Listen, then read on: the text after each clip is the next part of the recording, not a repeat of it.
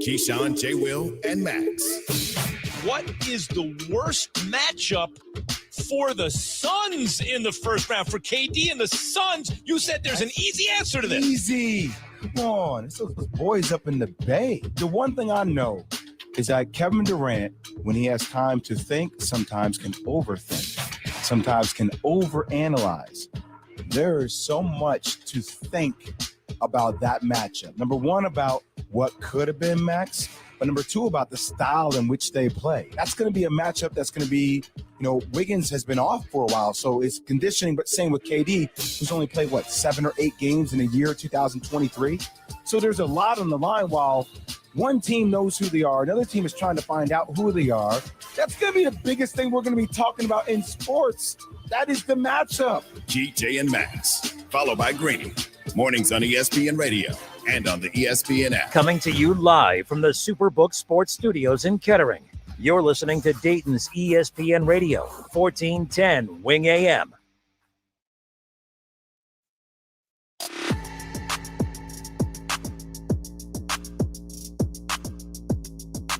All right, everybody, welcome back. Kettering Cap. No, welcome back. Welcome in, I should say. Happy, what is today? Wednesday. Hump day. So, I don't know if you grew up in Cleveland, correct? Yes, sir. All right, so you obviously, I think everyone that is listening has experienced 2-hour delays, cancellations of school, or what have you. Remember as a kid when the news was saying that there's going to be this big storm that's coming, so even though school hasn't been canceled the night before, you just treat it as a Friday night or a Saturday night, and you stay up real late, and then you wake up and the storm didn't hit or it passed, and all of a sudden, or they got the roads clear. Yeah, and you have to go to school. Yeah, that's what me and Kev are experiencing today in adult form because, the Reds were supposed to be on today. Kev and I were not supposed to be on the air today. So today I was treated as an off day and then no Reds game. So here we are. So that's how I feel. I feel like we're at school and I mentally wasn't preparing to go to school today. I thought it was going to be an off day. So that's where we're at. Very little show prep. Normally we do at least an hour and a half of show prep, kind of like. That's what's scary. Yeah,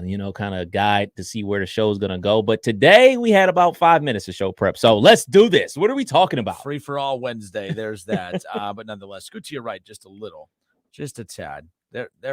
I wish it's the camera you move. Hi, Mom. All right. So earlier today, Baltimore Ravens, Harbaugh, everyone, they're addressing the media.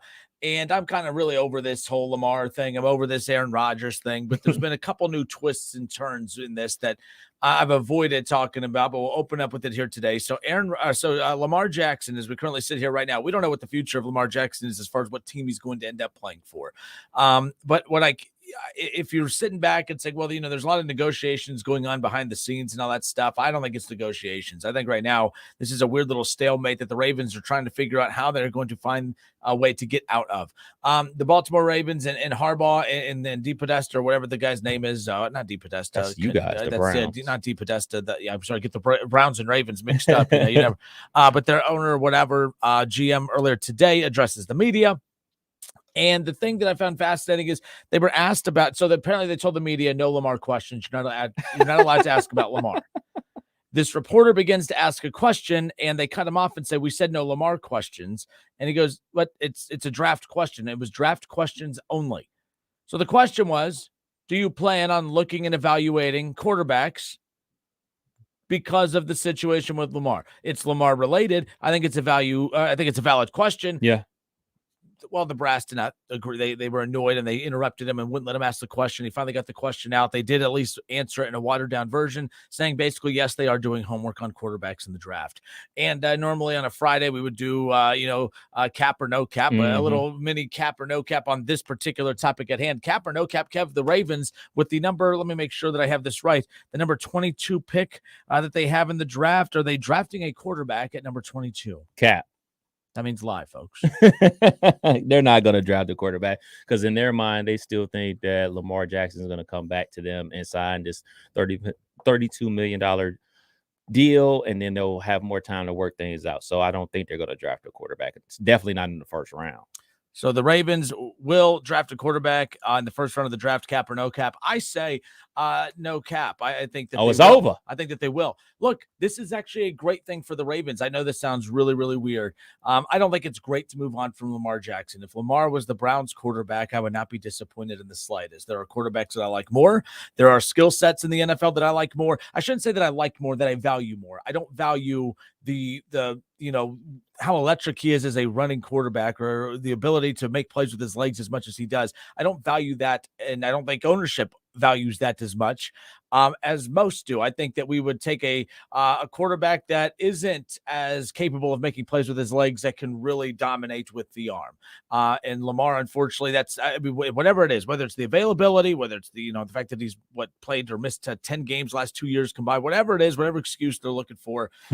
They've, regardless of whether you think it's right or wrong, they have basically made it known that they've drawn a line in the sand that we think he has this value. We are not going to go a hair above this value.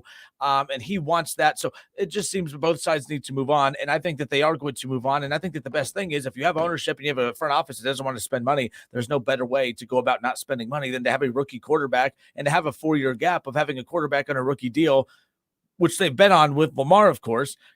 I don't think they're going to get lucky and have a second Lamar come in, but at the same time, you trade up, you get the Richardson kid, or you go and you just try to get any of these quarterbacks, Will Levis, whatever it is, a 4-year window. I actually think that the best thing and the smartest thing for the Baltimore Ravens at this point is you haven't been able to capitalize on Lamar's 4-year run on a rookie deal. Now you're going to give him this max dollar. Now all of a sudden you're not going to be able to continue to put the weapons around him that you've already put around him. You're only going to get worse. The Ravens, I have no trust that their front office is going to put a contender around Lamar when they had all the financial flexibility before. Now they'll be financially locked. I have no faith that they're going to put a winner or a consistent winner or a high-level winner around him once he gets that big-time extension. I think what's best is Lamar, go elsewhere, go get your money. Ravens, draft that rookie quarterback, hit reset, try to get some key, hit on some of your offensive pieces this time, continue spending money on the defense, and do what they do. I think what's best for the Ravens is, at this point, to move on, trade up, draft a quarterback, and reset this quarterback clock that they seem to be really stubborn on as far as what they want to put a financial value on. That's very valid. I mean, basically, it would be best for everybody involved. And I agree. Like, if everybody just goes their separate ways, because apparently they're not valuing him the way he sees himself valued. They're not going to budge on this certain number. He's not going to budge on a certain number. So just like the divorce rate in this country, it's very high. So it's likely that happens. Everybody knows where I stand with this Lamar thing. I've said it 1,000,001 times, every kind of way you could say it. I think that he's an elite quarterback. I think he deserves his money, yada, yada, yada. So I'll play devil's advocate on the flip side of things. I'll put on my Baltimore Ravens owner's hat right now. They have to know something we don't know. This is the only logical thing that I could ever think of about this situation. They must think he can't play anymore because it's so hard to get a franchise quarterback. I think everybody agrees he's a franchise quarterback, be it if you're not loving the way that he runs so much, not loving the offense that they run, whatever the case may be. I think everybody can agree that he's a franchise quarterback, and everybody knows how hard it is to get a franchise quarterback. You look at the Cleveland Browns, for instance. Once they came back, they had the Couch era.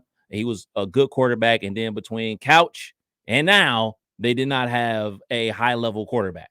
That's like 20 years. So in all those times they were drafting high in the first round, trying to find a quarterback, from Brandon Weeden to Johnny Manziel to Deshaun Kaiser to Brady Quinn. Like, the list goes on and on and on and on about the starting quarterbacks that were there for the Browns and guys that they drafted that didn't pan out.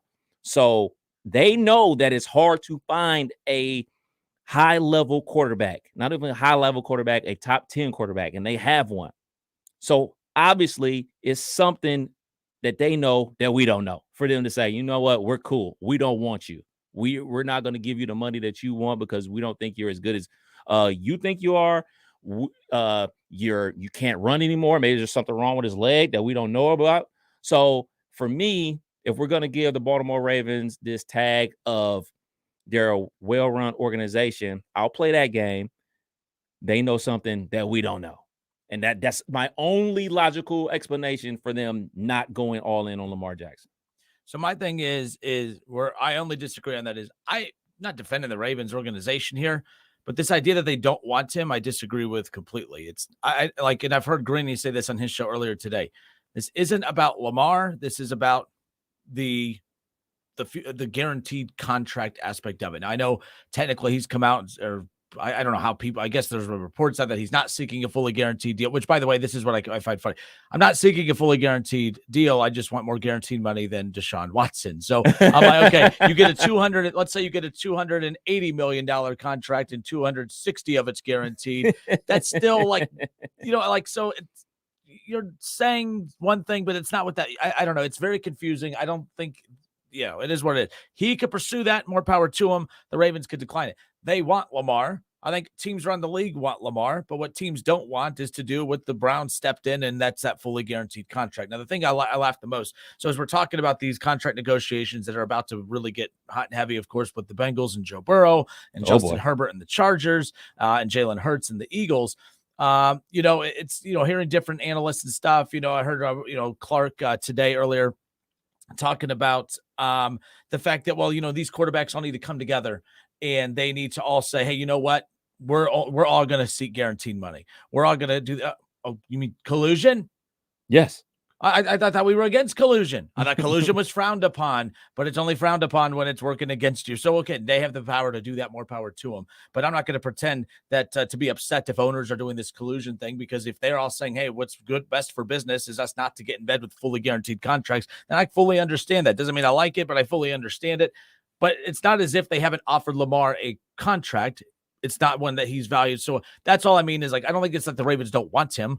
I don't think that's it at all. I think the Ravens want him, but I don't think they want to financially marry him at their price. Yes. So, yeah. I mean, that just, for everybody out there that works 9 to 5 or whatever, that's exactly how your job works. When you're going to your boss asking for a raise and they're giving you the him and haw, they're going to go up to corporate and everything. I'd kill for him and haw. They're going to run it up the flagpole. They get you to run around for a couple decades or whatever the case may be.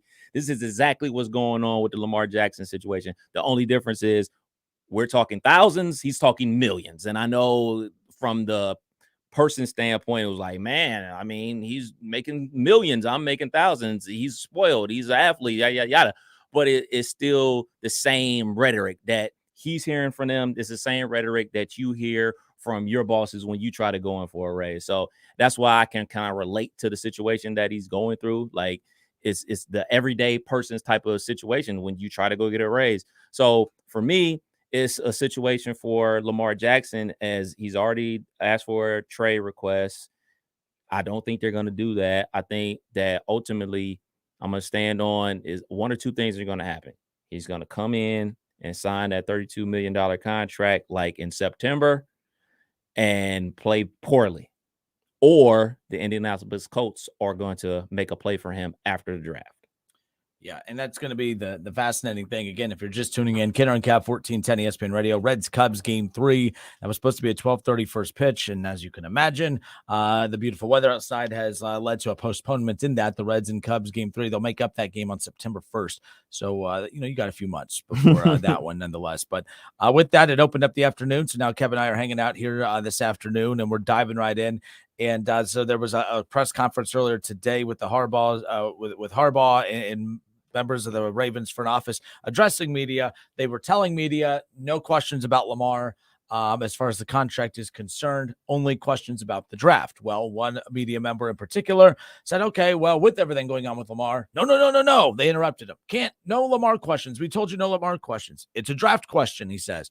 The draft question is, are you evaluating and looking at quarterbacks a lot differently than maybe a month or 2 months ago when you started evaluating players for the draft, which was a very fair and a very valid question. And the Ravens said, absolutely, they are evaluating quarterbacks right now. And I think there's a good chance they do draft a quarterback. In my opinion, I do believe that they, maybe look to reset this. It's a jumbled mess right now. They have a ton of big money contracts on the defensive side of the ball.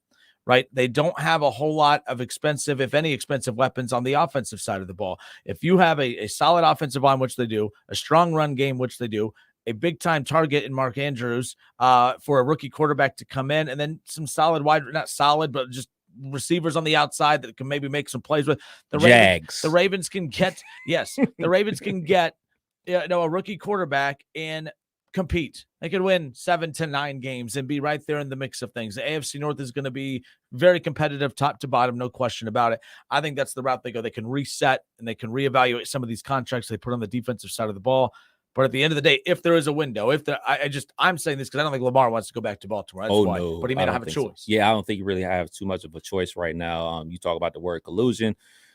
I'm not smart enough to know if there is or isn't. But what I do like about this press conference is Eric DeCosta, the GM for the Baltimore Ravens, had to go up there. That's why I said DeCosta, not DePodesta. DeCosta, my fault. He had to go up there and face the media because normally it's always the head coach. It's always the players. And then the GMs just go disappear into the night and never to be heard from because it's not really up to Jim Harbaugh. Jim Harbaugh isn't, hey, yeah, here's the contract, Lamar. Slide it over across the table. He signs it. I'm willing to bet Harbaugh wants to give him the money. That man saved his job. I'm willing to bet Harbaugh's all with it. Like, man, give him what he wants. It don't matter to me. But DeCosta, he's in charge of checks and balances. So I'm glad that he got up there and had to face some of this because last time the Ravens were hit with this, it was head coach Harbaugh at the owners' meeting and everything like that. And he's not in charge of checks and balances. Eric DeCosta is. He's the one that's going to make this deal happen or not happen. Kenner and Cab, 1410 ESPN Radio. 518-1410. Give us a call. Jump in on the conversation. You could do that now. We'll step away for a few moments. We'll fill up the phone lines. We'll get your take on this. The Baltimore Ravens, forget the fact that it's Baltimore. Just think about if it was your team in this situation. The Bengals, you guys think everything is going all smooth and everything. At some point, everything was going smooth in the initial process of the negotiations with Lamar and the Ravens until it wasn't. Same thing with the Cincinnati Bengals. Let's just say that the same scenario presents itself in Cincinnati. How would you want your team to handle this? Obviously, you're going to say want them to pay it, but at the same time, it's if it was in this situation, should the Ravens look to draft a rookie quarterback or should they cave and spend the money? That's going to be the big thing. But 518-1410, got some other AFC North stuff to get into. Pro Football Focus put out an interesting article kind of projecting the early extensions for the 2020 quarterbacks, Joe Burrow, Justin Herbert, Jalen Hurts, and more. And the numbers that they are projecting are a little bit higher than that hometown discount that some of you guys were trying to pitch to Kevin and I that was going to happen. So we'll get to that coming up around the corner. Plus the Cleveland Browns. How about this? Tyreek Hill, in a recent interview, said that he was doing everything he could to end up in Cleveland. He wanted to play with Deshaun Watson, but it was the Cleveland Browns that didn't want him. So we'll talk about all of that coming up. Kenner and Cap, 1410 ESPN Radio.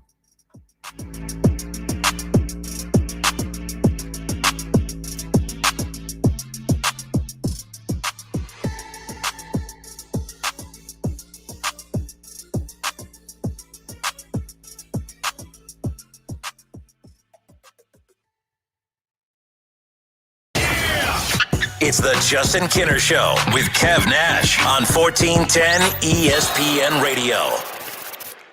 ESPN 1410 Wing AM weather. Forecast showers and thunderstorms likely tonight. Some could be severe. The overnight low at 45. Chance of some severe storms, and then partly sunny by Thursday afternoon, a high of 57. Friday, partly sunny and 60. I'm Rick Schremp for 1410 ESPN Radio. If you are push mowing your yard using an inefficient lawn tractor, or your current zero-turn spends more time in the shop than mowing your grass, it's time you look at the Hustler Zero-Turn Lawnmower. Residential mowers from Hustler are built like tanks and drive like sports cars. All Hustler mowers have fabricated welded steel decks. Don't settle on cheap units with flimsy stamp decks from big box stores. See Small Engine Service Pros, and we'll guide you to the right mower for your property and your budget. 2030 North Dayton Lakeview Road, Route 235 in New Carlisle. If you own a small business, you've probably been hearing a lot about the ERC. How it's worth up to $26,000 per employee, how easy it is. You know the spiel. So why am I still talking to you about it now? Because many of you still haven't filed a claim. But Innovation Refunds can help you close the book on this thing. They're backed by one of those big CPA firms the corporations use, so they can determine once and for all if your business qualifies. And it's free to find out. Go to innovationrefunds.com. That's innovationrefunds.com. Attorney Joe Cordell. Business owners and professionals face special challenges in divorce court. In addition to everything else going on, they have to contend with allegations that they are earning more than they are, coupled with claims on their business or practice itself. Clients with assets depend on their divorce lawyer's skills in these matters, and that's why it's so important to hire someone that has those skills. Schedule an appointment with one of Cordell & Cordell's Dayton area attorneys. 2689 Commons Boulevard, Suite 100, Beaver Creek, Ohio, 45431. Get everything for Easter dinner. Fresh produce, rolls, wine, even the eggs for the children to color. At Discount Drug Mart. Back in the day, holiday shopping was stressful. Drug Mart's even open Easter Sunday for all your last-minute needs. The Keith Byers Show, presented by Lee's Famous Recipe Chicken. Hang out with College Football Hall of Famer Keith Byers every Monday at noon on Dayton's ESPN Radio, 1410 Wing AM.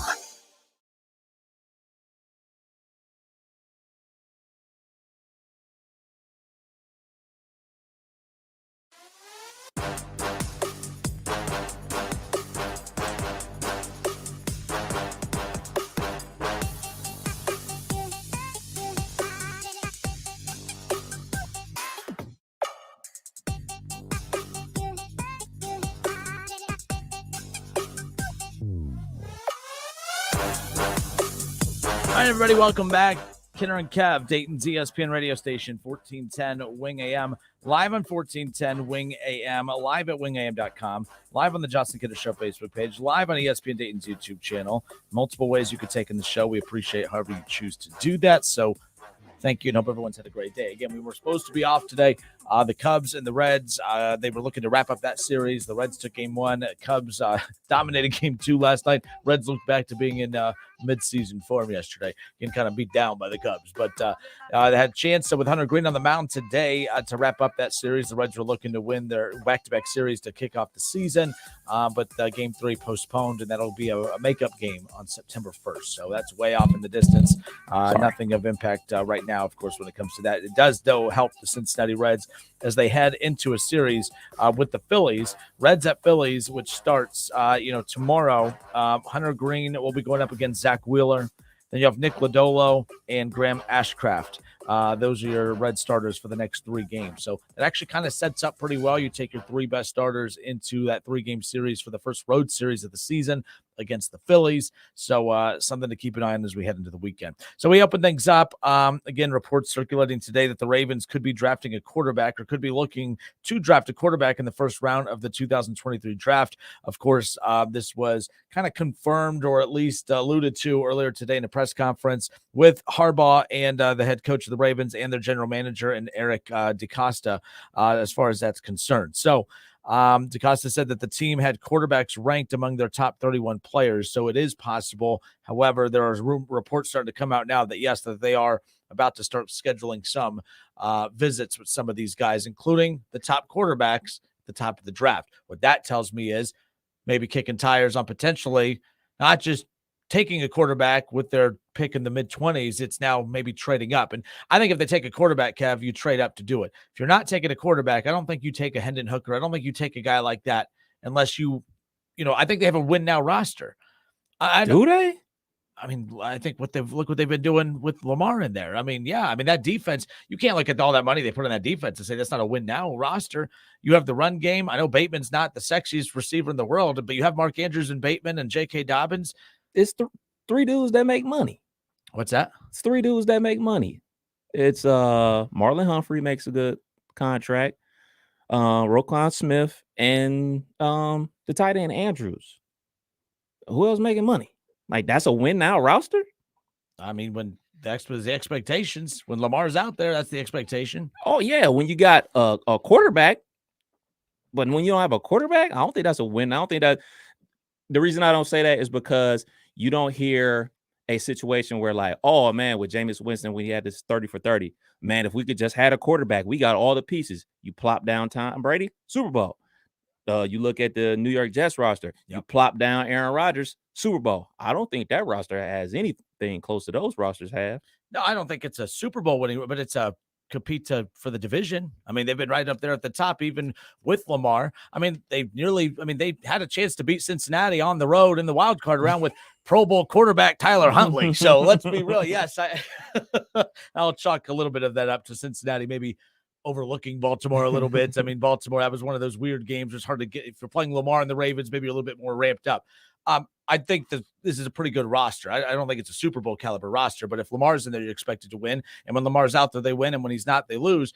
But if they move up to grab one of these quarterbacks in today's NFL, there's no grace period. You're kind of, especially if you drop these quarterbacks on rosters that have enough to win around you. For instance, I think there's enough on that defense. Well, they did lose some key pieces. I think it's a better roster. I don't think it's a bottom of the barrel roster. No, I don't think it's bottom of the barrel. I think it's mid. But you have a tight end, offensive line, and a run game to heavily rely upon.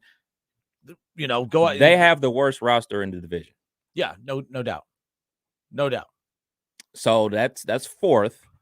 The Dolphins have a better roster. The Bills have a better roster. The Jets have a better roster. So that's 7 already. Those are the obviously Kansas City has a better roster. That's 8. Yeah. And that's just the AFC. But Kev, you know me, I don't like to project into next season. I like to let it play out. I like to let it breathe a little bit. That's why I don't like looking at the schedules and trying to predict win line. The hell I don't. All I know is they go up, they get a quarterback on the offensive, and really it's about going up to get a quarterback that can have success early on. Wins come with it. Hopefully that's the get. Look, as a Browns fan, I'm glad that this is all crumbling. It don't bother me one damn bit, and I know you feel the same way as a Steelers for sure. Fan as far as that. I did want to say about the Hendon Hooker thing. I know we kind of touched on it yesterday. It's pretty cool to hear his name in the first round, everything like that.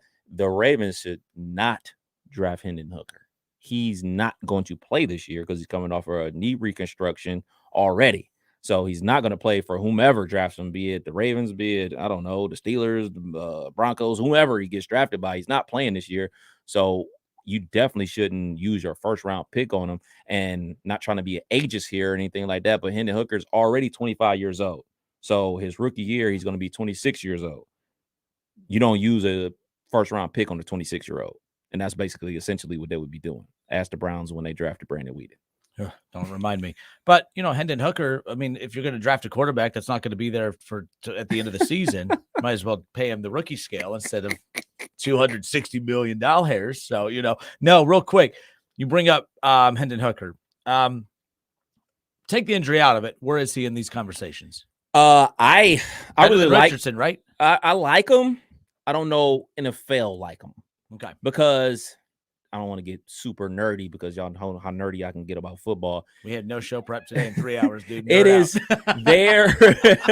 The offense that he succeeded with at Tennessee is elementary at its best. And that's why I worry about Jalen Hyatt going to the NFL. Jalen Hyatt really ran 3 routes. Hey, if they play off you, run a slant. They bump and run a go route. Like, those are super easy reads. These aren't complex things that they were doing. They were basically, hey, spread them out and out athlete you. And Hendon Hooker was real good at that. Like, oh, slant, throw it. Deep ball, throw it. That's why he had a whole bunch of yards. That's why he had a whole bunch of touchdowns. Look at the tape from Alabama. Look at that tape. Like, it's dudes wide open. And there's no offense to Hendon Hooker. He hit him. We've seen dudes miss wide open dudes left and right all the time. So I don't know if, like, all right, can he translate to the NFL? Because those passing windows are obviously not going to be there in the NFL. But I really liked him in college. I would get worried about him being 26 years old already and is essentially his rookie year. I would get worried about that. But, like, I would put him 4th, 5th. So let me think. So Bryce Young, CJ, major dip off for me. 3rd for me would be Will Levis. So 4th, Hendon Hooker at 4. So I'm not as high on Anthony Richardson as other people. But I see when you watch like his workout and stuff, like he looks like a freak athlete. Oh my! And I think, goodness. And by the way, like when he's like out there on the field, like he demands, like all eyes are locked on him. And with the way sometimes this works out, though, he'll be the guy that ends up being the standout. Of course, that's always how this works out. Or actually, I lied. It will probably be Hendon Hooker that is the best quarterback of this. I mean, that's how it always works. But words, Kevin. I bring this up because you're right up there with ESPN's Mel Kiper, who I have this here. ESPN's Mel Kiper shared his concerns with Hendon Hooker, taking the injury conversation out of it. He goes, "What also bothers me is that Joe Milton came in when Hooker was hurt, lit up the Clemson Tigers. Yeah. So that Josh Heupel quarterback-friendly offense made it possible for these numbers to be through the roof. All right. Let's say we are Buckeye haters. CJ Stroud, love him. You could say this line about any quarterback, and you allude to this a lot, where sometimes it's tough to evaluate these quarterbacks of these big. That was the concern about Joe Burrow initially, other than the small hands thing, which I always laugh at when they do those little weird evaluations. But look at all the talent he was throwing to and handing the ball off to. I mean, it was arguably the best college football roster ever when he won that national championship at LSU. And the talk was, well, you're not going to, which is ironically enough, because he has weapons in Cincinnati now too, but you're not going to have those weapons in the NFL. Well, he does. But the argument is, well, it's not going to be as easy in college. It's easy for Hendon Hooker in college, but we've also seen quarterback, Tate Martell could have had those same weapons that Justin Fields had. Tate Martell could have those same weapons that CJ Stroud had. And I don't think he looks like those quarterbacks. I don't think he has the numbers like those quarterbacks. So in this situation, we're using that same logic with Hendon Hooker that we get mad at when people try to use with our quarterbacks at Ohio State.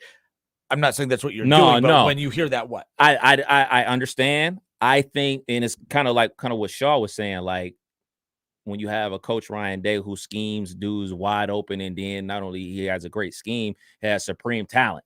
When you rolling out there with 3 first-round picks at wide receiver and you're the quarterback, it does make things a lot easier. For me, when I look at the quarterback position and I try to equate it to the NFL level, I'm not looking at, the no offense, the Youngstown State tape. I'm just not like, all right, man, you should do that. Like, you probably even shouldn't throw the ball. Probably should just hand the ball off 50 times and let's get out of Dodge.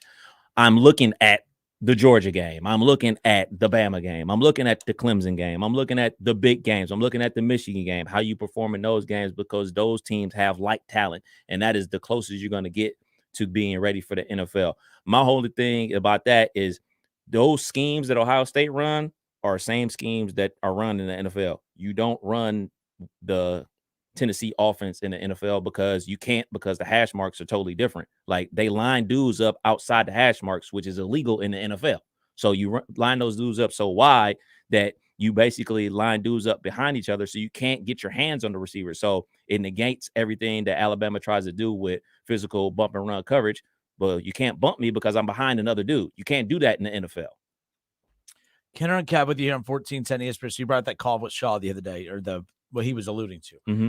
So what Shaw's comments were is that he's not a CJ Stroud guy because he thinks he's a system quarterback. Yeah. And my counter to that well, there's no such thing as a non-system quarterback. Every time you draft a quarterback in the NFL, it is your job as a franchise and as the offensive coordinator and head coach and the offensive staff to build a system to maximize the talent of that individual. And there is no better case and worse. There's the best scenario and the worst scenario. I think this is Charlie. Charlie, we're putting you on hold for a second. We'll get to you in a second. So this idea that, so-and-so, he's a system quarterback. The Ravens are a prime example of the best way to handle building a system to maximize your quarterback's talent, and then the worst way to go about doing it where you never evolve with it. But so the Ravens did the best job I've ever seen a franchise do as far as drafting a quarterback and literally changing up an entire offense to maximize the talent of that quarterback. And it got him to a playoff and everything like that. And it led to Lamar winning an MVP in that type of stuff. So obviously not evolving and not adding talent and all that stuff that hurts over time. But the point is that, like, you couldn't take Joe Burrow and put him in Lamar's offense and Joe Burrow work.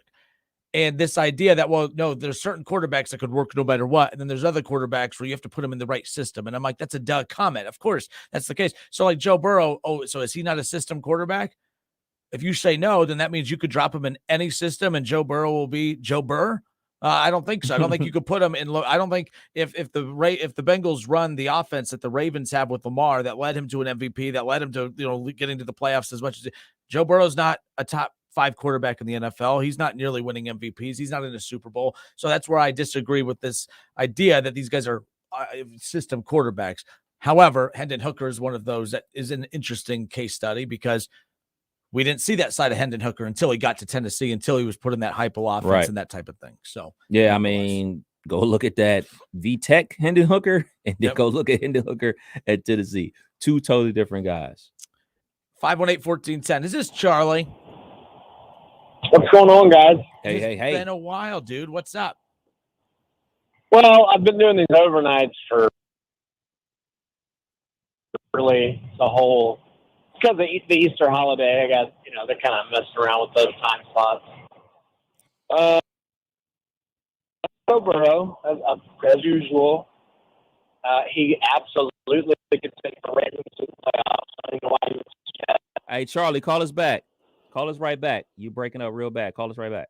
So he absolutely believes. I don't know. Sound like you started going. No. I heard it. I heard what he said. Charlie, you can call back. So Charlie, we weren't hanging up on you because I was laughing at your take there. We'll get him back on hold. So I think what Charlie was trying to say is that you could just drop Joe Burrow in the Ravens offense and it would just take off from there. I disagree. But let's see. We got Charlie back now, so let's try this again. But to reset this, talk about system quarterbacks. And by the way, and before we get to Charlie, this is another example of getting sensitive and defensive. I'm not ripping Joe Burrow here. I don't think you couldn't drop Aaron Rodgers in the Ravens system. You can't drop the best quarterback, Josh Allen. Maybe Josh Allen just because of his skill set and ability to run. But there's no quarterback out there that you could drop in the Ravens system that was built for Lamar and get what they've gotten out of Lamar in it. That's just my take on that. But 518-1410, we got Charlie. Charlie, you are back on, man. If you drop Joe Burrow in the Ravens offense, he wouldn't play like Lamar. That is true. He don't have Lamar's skill set, but he certainly could win with the Ravens. Why would you even say that? Aaron Rodgers could definitely win with the Ravens. Why No. You're not, but you're not listening. Win with the Ravens, of course. They could draft a rookie quarterback and win with that rookie quarterback. But if you think that if they draft a rookie quarterback and run the exact same offense that they ran with Lamar, that wouldn't happen. They wouldn't run the same offense with Joe Burrow that they ran with Lamar Jackson. They wouldn't do that because that's my whole point. They're not going to run the same offense this year anyway. But that's my whole point is that system quarterbacks is this idea that this quarterback only works in this system. And I'm like, that's any quarterback. Every quarterback has a system that maximizes their talents. And that's my whole point.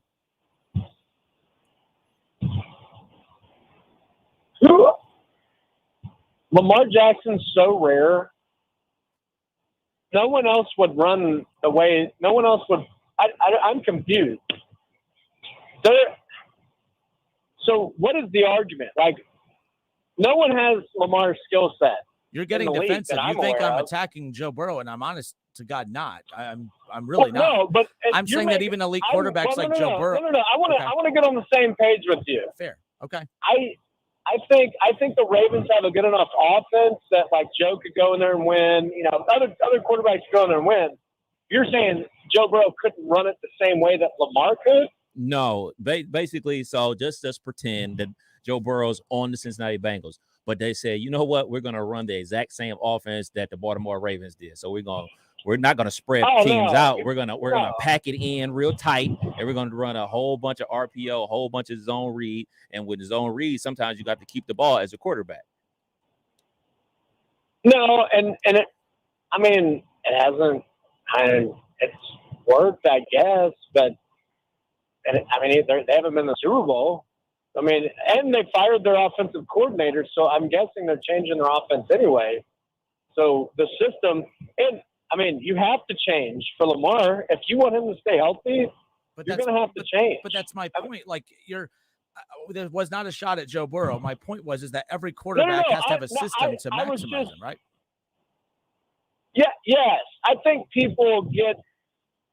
It's like with Tom Brady. I think people get so bent out of shape over the word system. Now, a game manager, I think that's kind of like a slap in the face. And I would say that there are certainly game manager quarterbacks. Like, what's going on in San Fran? It's like, how good you got to be? I don't know. But you're right. It is a system. They're all different systems. Yeah. Lamar is so unique. And, they took him with the 31st pick. Like, I think they were taking a little bit of a gamble. I don't know if they knew what they were going to get, and I don't think that they can replicate that. You might be able to get somebody that might have the physical traits of Lamar, but they're not going to be able to win on the level that Lamar does. I don't think I've ever seen anything like Lamar Jackson. And he's I know he's not a running back, but if you think of like Ezekiel Elliott, right? How good he was for like a year or two, like on top of the league. And now nobody wants him. I fear that the way Lamar plays, he had a year or two where I was like, man, God, I know we have to play the Ravens. We're going to get destroyed. And then that went away.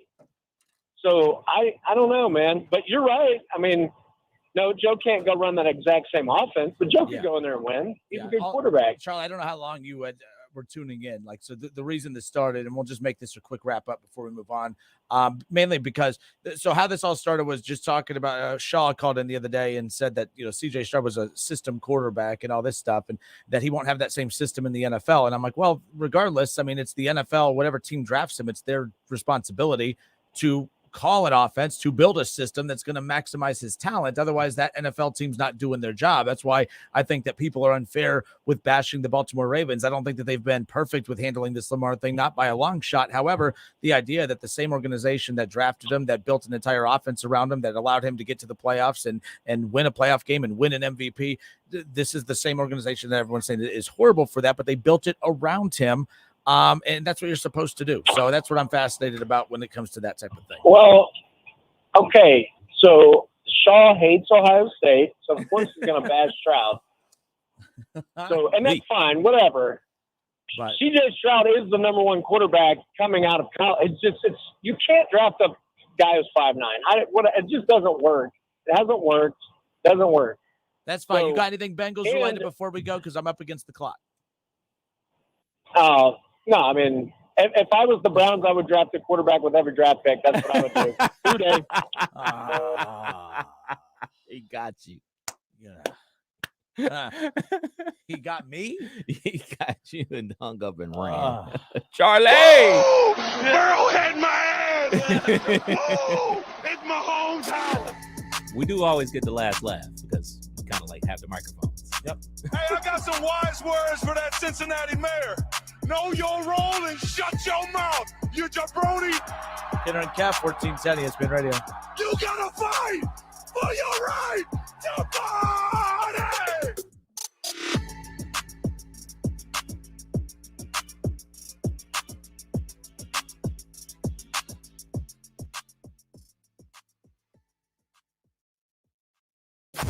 It's the Justin Kinner Show with Kev Nash on 1410 ESPN Radio. This is an important notice to consumers facing $10,000 or more in credit card debt, medical bills, or other unsecured debt. You may not be required to pay it all back because there are special programs now in effect that will significantly reduce the amount you will owe if you qualify. This is not bankruptcy or a debt consolidation loan. These programs, which the credit card companies like to keep secret, exist to aid American consumers struggling with overwhelming credit card debt by offering tremendous savings and real debt relief. Accredited Debt Relief has established a special hotline for you to call and learn what savings you qualify for. They've helped qualify consumers with over $1 billion in debt and are A+ rated with the Better Business Bureau. So don't wait. Get the relief you need during these hard economic times. For this free information, call the Accredited Debt Relief Hotline now. Call 800-658-4848. 800-658-4848. That's 800-658-4848. Want to make tonight's dinner a perfect 10? Swing by Lee's Famous Recipe Chicken and pick up a 10-piece strips meal at a great price. With 10 freshly marinated, honey-dipped premium tenderloins, 3 dipping sauces, 2 of our irresistible large sides, and 5 fluffy biscuits, it's family time made from scratch. Take home a top-notch dinner the whole family will love from Lee's Famous Recipe Chicken with our 10-piece strips meal. Only at Lee's. Famous for chicken. Don't put it off any longer. You know it's time. Time for a bathroom upgrade by Bath Creations. Bath Creations is a leader in bathroom renovations, providing the very best value in bath and shower remodeling and proudly made in the USA. With Bath Creations, you get a beautiful modern bathroom that's safe, comfortable, and affordable. Attention first responders, veterans, and active military. Save $500 off your purchase right now. Visit Poe Avenue in Dayton or online at mybathcreations.com. And upgrade today. It's National Donate Life Month. Join the 170 million people who have signed up as organ, eye, and tissue donors. Go to organdonor.gov today. A message from the U.S. Department of Health and Human Services. ESPN Dayton's YouTube channel is where you can watch Dayton's only local sports talk show. Hang out with Kinner and Kev weekdays at 3 p.m. on Dayton's ESPN Radio, 1410 Wing AM. All sports, all the time. This is 1410 ESPN Radio.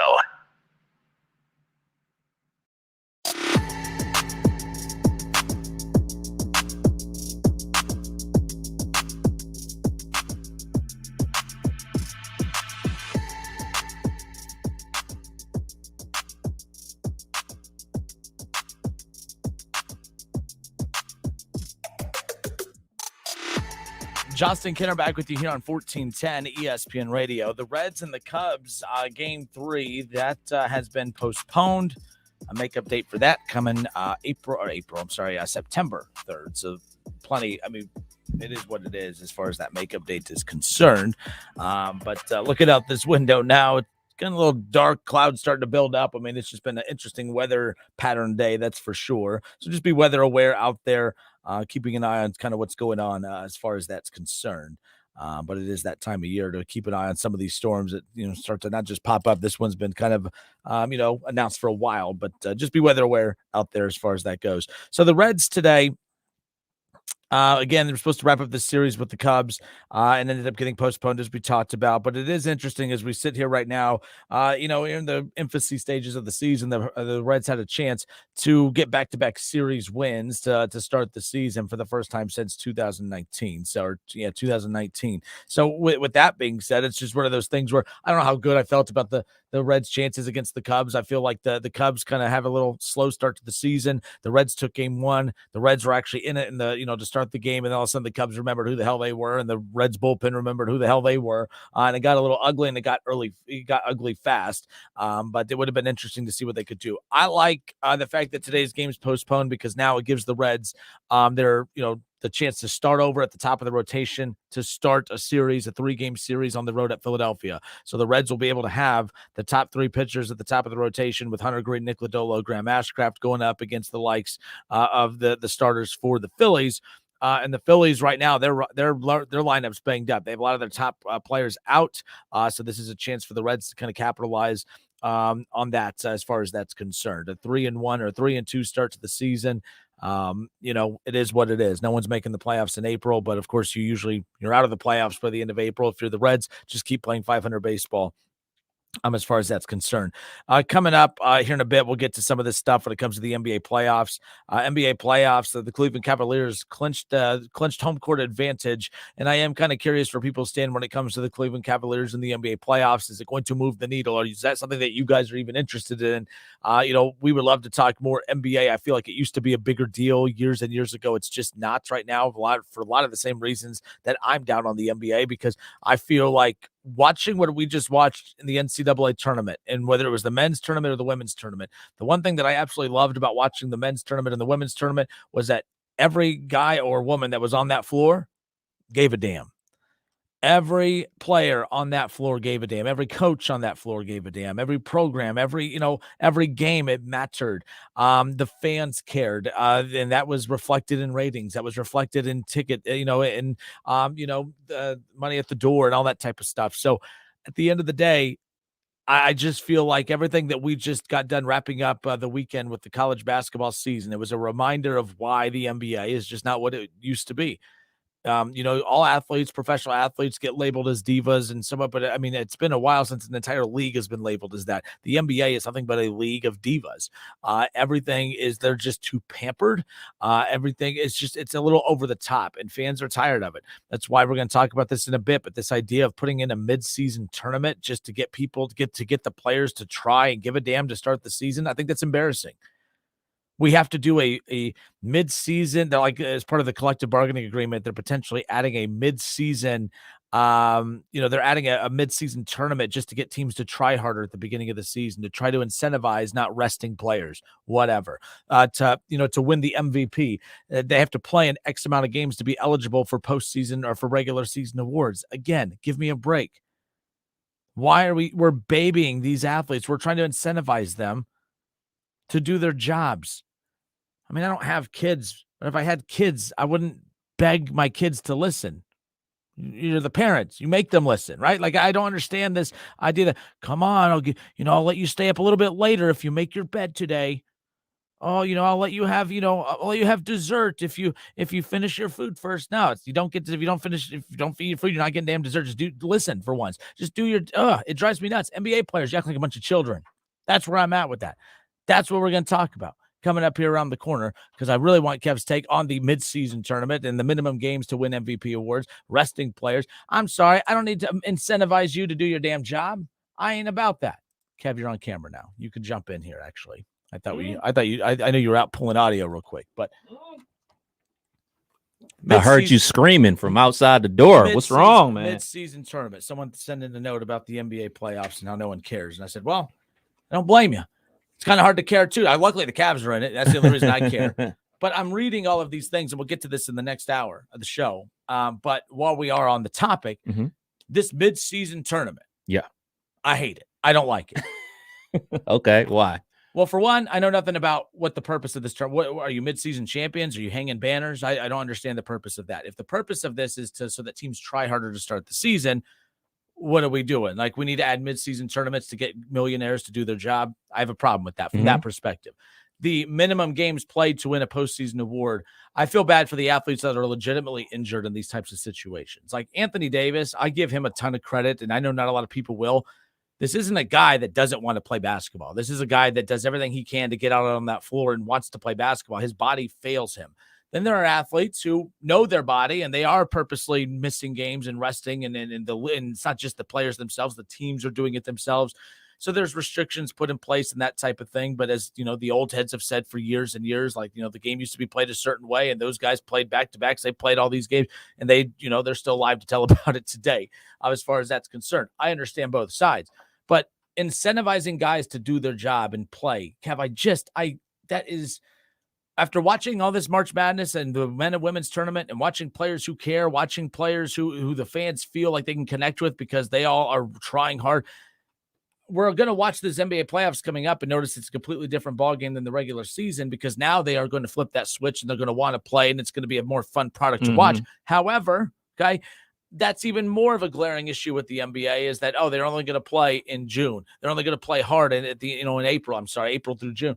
That's a problem. I think the NBA, the ratings are in a steady decline. It's a sport I love, but it's a sport that I also can't stand right now at the moment because I'm just constantly reminded it's just there's too much negativity when it surrounds the league, and it seems to be players versus fans more than anything else. Not players for fans, it's players versus the fans, and I think they're doing the worst job of any professional sport out there as far as that's concerned. I love the midseason tournament. The midseason tournament, I know a lot of people aren't big fans of the WNBA. The WNBA does the midseason tournament as well, and they have numbers to back up that their ratings increase for those designated games that are part of your schedule for the mid-season tournament.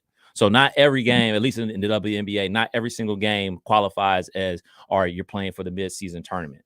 But they show an increase in those games. And the way the WNBA does it is they make kind of rig it almost. Like, all right, we're going to finagle this so we can get the Aces versus the New York Liberty a lot.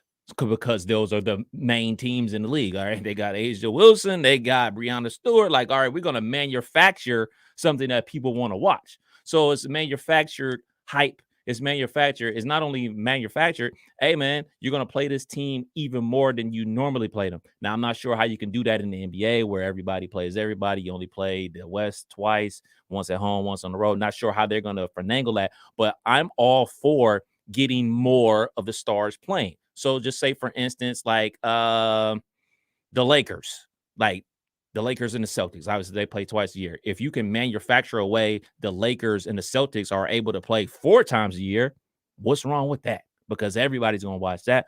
If you're going to manufacture last year's NBA Finals champion, the Warriors versus Celtics, people are going to tune in for that because we only get it twice a year. So it's a way to manufacture more hype. And I'm a big fan of leagues looking at themselves saying, okay, we have an issue here. How can we get more fans involved? How can we make the product better? Because what we're doing isn't working. So if it is, quote unquote, motivating millionaires to play harder, so be it. If that's going to turn into them playing harder, it's kind of like, all right, what we've been doing isn't working. Yep. So if we're going to just keep on doing the same thing over and over and over again, it's going to create more apathy from the older fan base. They're going to hate it even more. But if you can somehow turn it around to say, like, wait, these guys are playing hard. Wait, it's a tournament. Like, they're actually playing hard in November. They're up to try to win something. That will hopefully turn people's interest back on. And as far as the winning awards minimum, I don't have a take on it because guess what? Nobody's going to be all-team NBA if they only play 35 games. So it's almost kind of already there. Everybody's expecting you to play some type of minimum game. It's just on paper now. So what is it, 65? I think that's a fair number for people to be considered for awards and things of that nature. Like, you're not taking away from anybody, because the year that Steph Curry was hurt, he didn't win any awards because he didn't play. So I know Draymond Green has a big deal about this. Like, when you start getting bums getting awards, well, somebody has to get the award. Eventually, like, somebody's going to get the award. And if it goes to the guy that was out there, he's going to get the award. Like, for instance, Michael Carter-Williams, when he got drafted by the Philadelphia 76ers, he won Rookie of the Year. This is the worst rookie class of all time. Somebody has to get the award because it's an award. Like, it's a Rookie of the Year. He played the best of the rookies. Here's the trophy. It's not his fault that the other guys weren't out there, because I think that was the same year that Blake Griffin was a rookie and Blake got hurt. So he didn't play his rookie year. So he was the next guy up. He was scoring all the points, getting all the rebounds, getting all the assists. He got the best stats of rookie year. It just happens to be like that. So I have absolutely no problem with the 65 game limit for awards. I actually love the in-season tournament in the WNBA. I want to see how they finagle it and make it work in the NBA. I know another hot button issue in the NBA or the world is they're no longer testing for marijuana and everything like that, giving everybody the chills. But it's the midseason tournament itself is one thing. It's what it represents to me. That's why I don't care about the midseason tournament. It's what it represents. It represents a midseason tournament for me represents something that had to be done to get these guys to care. So it's what it represents. And I think the NBA is a lot of reasons different than the WNBA, all that fun stuff. But I mean, like, NBA is all legacy based, and legacy, the way you define your legacy is not some tournament in midseason. It's the tournament at the end of the season. So right.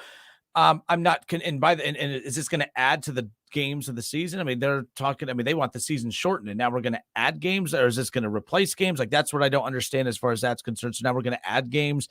Like, do you know that? Like, I do not know that. I do not know how the NBA is going to work theirs out. That's why I'm curious, because obviously the WNBA season is only like 40 games, whereas the NBA season is double that. You know, so I have no idea. I haven't seen anything how it's going to be broken down. All I saw was like, it's happening. So in the WNBA, it's a little different too, because they don't have the issues of players sitting and wanting to sit out. They play 40 games. In fact, to them, more games means more money. So of course that's going to be accepted. That's why I don't think it's going to have the same effect in the NBA.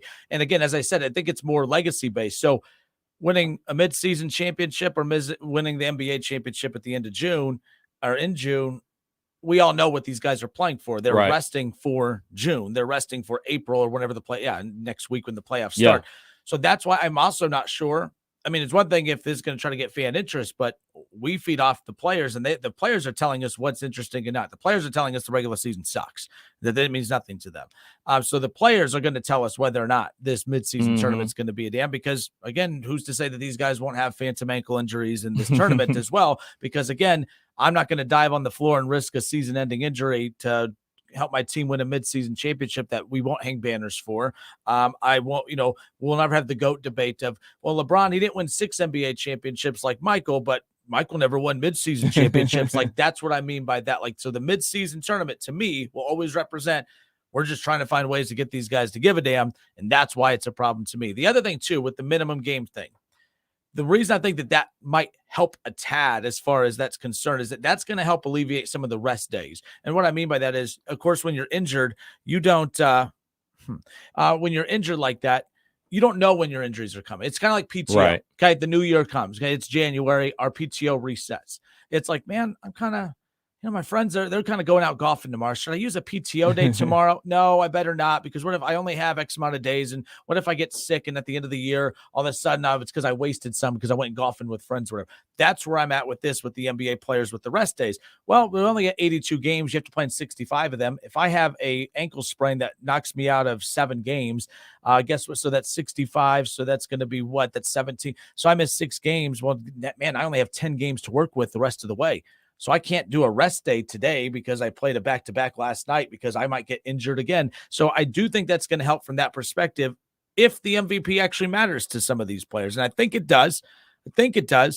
But That's where I think that the minimum game thing will have a bigger impact on the rest games. But again, doesn't that work against the league? Because we're being told it's not the players who want the rest days, it's the teams that want it.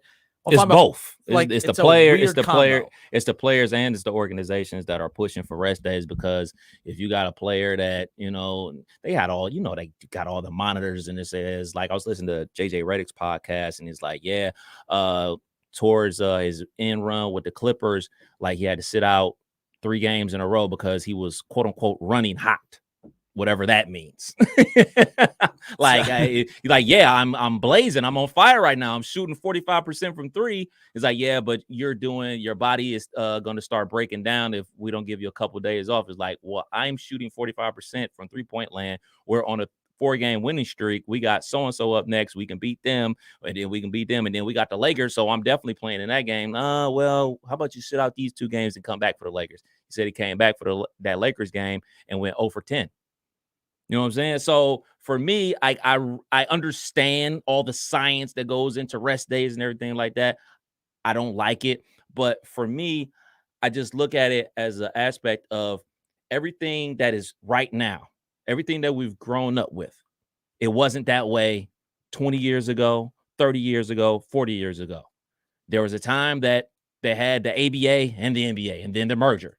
And I'm sure there were some sports writers or sports hosts. We don't need to merge with the NBA and ABA. They need to have their thing and have their thing. And guess what? It worked out perfectly fine. Have another situation. The play-in tournament. The play-in tournament's ratings are through the roof. And everybody and their mom was like, this is dumb. They should just play it as is. Change isn't always a bad thing. And guess what? If it's terrible, if it's whack, they can get rid of it. Well, if the ratings aren't for the playing games, but the league itself as a whole, ratings are just. Oh yeah, the for the whole league, they're mid at best. They're mid at best. That's the crazy thing about the NBA. If you look at their social media interactions and their impressions on social media, I'm getting way behind the weeds on this, but like those are through the roof. They have the best analytical numbers on social media of any sports league, NFL included. But the ratings are lower. So it's kind of like, what do you want? Obviously, you want the TV ratings because you have media partners and everything like that. But then on the other hand, you have to watch an ad anytime you watch something on NBA Twitter's, on the NBA.com's Twitter page. So you're raking in money that way too. So I think they're trying to adapt to a new world because us as older fans of the NBA, we just want the games. Younger fans just want the highlights. No, I get that too. But the worst thing that happened was this March Madness tournament because it showed that, well, maybe people just don't like basketball. But no, they do. March Madness just showed us that. It's just I don't know. We'll pick up with this. I see calls coming in 518-1410. Let's continue with this. We'll get back into some NFL stuff coming up in hour 2. Kinner and Kev, 1410 ESPN Radio.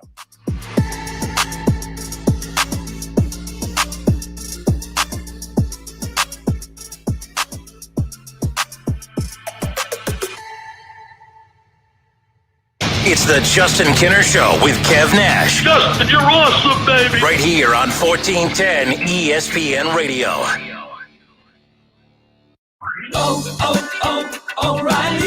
O'Reilly Auto Parts provides more than just the right parts for your repair. Our professional parts people can also offer free check engine light diagnosis. We can scan your vehicle and provide a list of possible fixes. Find the right parts for you or recommend a great local repair shop. Don't ignore your check engine light. Stop by your local O'Reilly Auto Parts. O'Reilly Auto Parts. Yes, we do have availability. Those dates for how many guests? Andrea's Boutique Hotel is the destination to tie the knot. Oh, you want the whole property? She needs an assistant to catch the bookings bouquets. 249 guests, huh?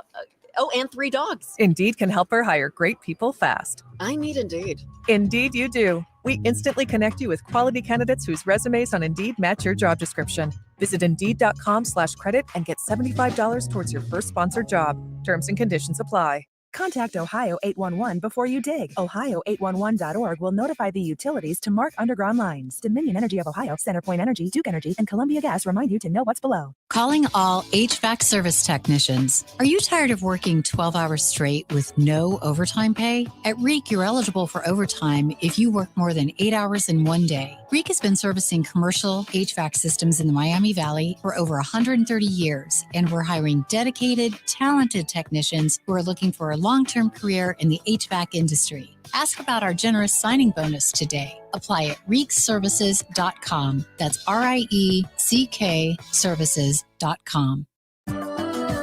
For adults with moderate to severe plaque psoriasis who are candidates for systemic or phototherapy, now there's Skyrizi, Risankizumab Riza, a prescription-only 150 milligram injection. With Skyrizi, 3 out of 4 people achieve 90% clear skin at 4 months, and Skyrizi is just 4 doses a year after 2 starter doses. Nothing and me go hand in hand.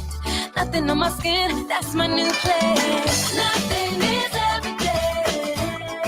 Don't use if allergic to Skyrizi. Serious allergic reactions and an increased risk of infections or a lower ability to fight them may occur. Before treatment, your doctor should check for infection and tuberculosis. Tell your doctor if you have an infection or symptoms, such as fever, sweats, chills, muscle aches, or cough, or if you plan to or recently received a vaccine. With Skyrizi, you could achieve 90% clearer skin. Ask your doctor about the #1 dermatologist prescribed biologic in psoriasis and visit skyrizi.com or call 1-866-SKYRIZI to learn more. Have a hot take of your own that you're just dying to get off your chest? Text or call the ESPN Dayton hotline at 937-518-1410. That's how you can be a part of our local shows throughout the week, like the Justin Kinner Show with Kev Nash, weekdays at 3 p.m., and the Keith Byers Show, Mondays at noon. Call or text the shows at 937-518-1410.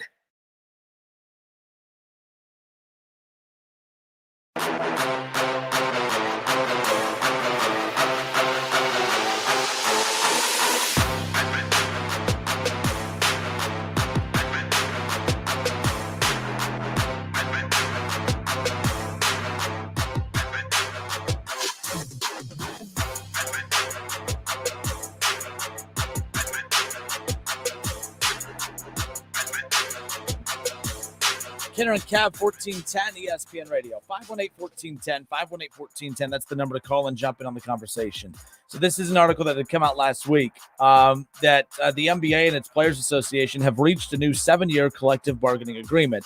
First of all, I will give the NBA this. And the NBA does a very good job as far as, I'm not saying that it's never been bumpy along the way. Things got a little dicey during the pandemic, of course, and as it should. There was a lot of unknowns and had to be Players Association and the league had to be very careful on what they agreed to and all that. The NBA, the relationship between the Players Association and the league itself is probably the healthiest of all the professional sports out there. Adam Silver is the most well-respected commissioner. Now, to be fair, I don't follow the NHL as well. Maybe that the commissioner of the NHL is, but I think Adam Silver, the relationship he has with the players, is the closest one of all. I mean, Major League Baseball, they hate Rob Manfred. Roger Goodell, the players hate Roger Goodell. Like, that's not the case in the NBA. That's the one thing that the NBA does better than any other pro league out there. But so the NBA and its Players Association reached a new 7-year CBA. An in-season tournament is coming. Now, I don't know much about this in-season tournament. Kevin and I talked about it a little bit ago. I know nothing about this in-season tournament. What is the format of the tournament? Is it single elimination? Is it like 3-game series? Is it, is it home and away? Seeds are determined. If you win this mid-season tournament, does that automatically put you in the regular season, postseason tournament? I know nothing about it. Me personally, I don't care for it, mainly because what I read about it is the whole purpose of this is to be able to create a little bit of urgency in the first half of the season. That a lot of times there's an NBA preseason, and then you get to the regular season that tips off late October into early November. And then they always tell you, well, the NBA season doesn't really start till Christmas Day. Well, now I'm feeling like the NBA season doesn't technically start till after the All-Star break now, and then sometimes not even until the trade deadline. It's very weird. You're going to watch the NBA playoffs coming up, and seeding is going to mean nothing. The Lakers are right now 3 games above 500 and are cruising right now, and they have a very good shot to make a run based on what we think we know about the West. But I think the West has a lot of sleeping giants in it because they're cruising along too. They're just trying to get healthy and get into the postseason, right? They're just trying to get Kevin Durant. The Phoenix Suns are like, you know what? We've had an up and down season. Let's just get Kevin Durant healthy. Let's just get Chris Paul. We'll get everyone situated come playoff time and go from there. Then all of a sudden you're going to see these teams look dominant, which is going to be fun. It's going to make the playoffs fun as far as that goes. But the better the playoffs are, the more it's going to piss me off because it's like, that's the product you've had since October. And it's a weird dynamic because Kev's a better person than me, okay? We all know this. Kev tries to relate to the people individually. And although I understand that the players have to look out for themselves, they have to look out for they're making more money now than they ever have, so they have to respect their bodies more than they ever have.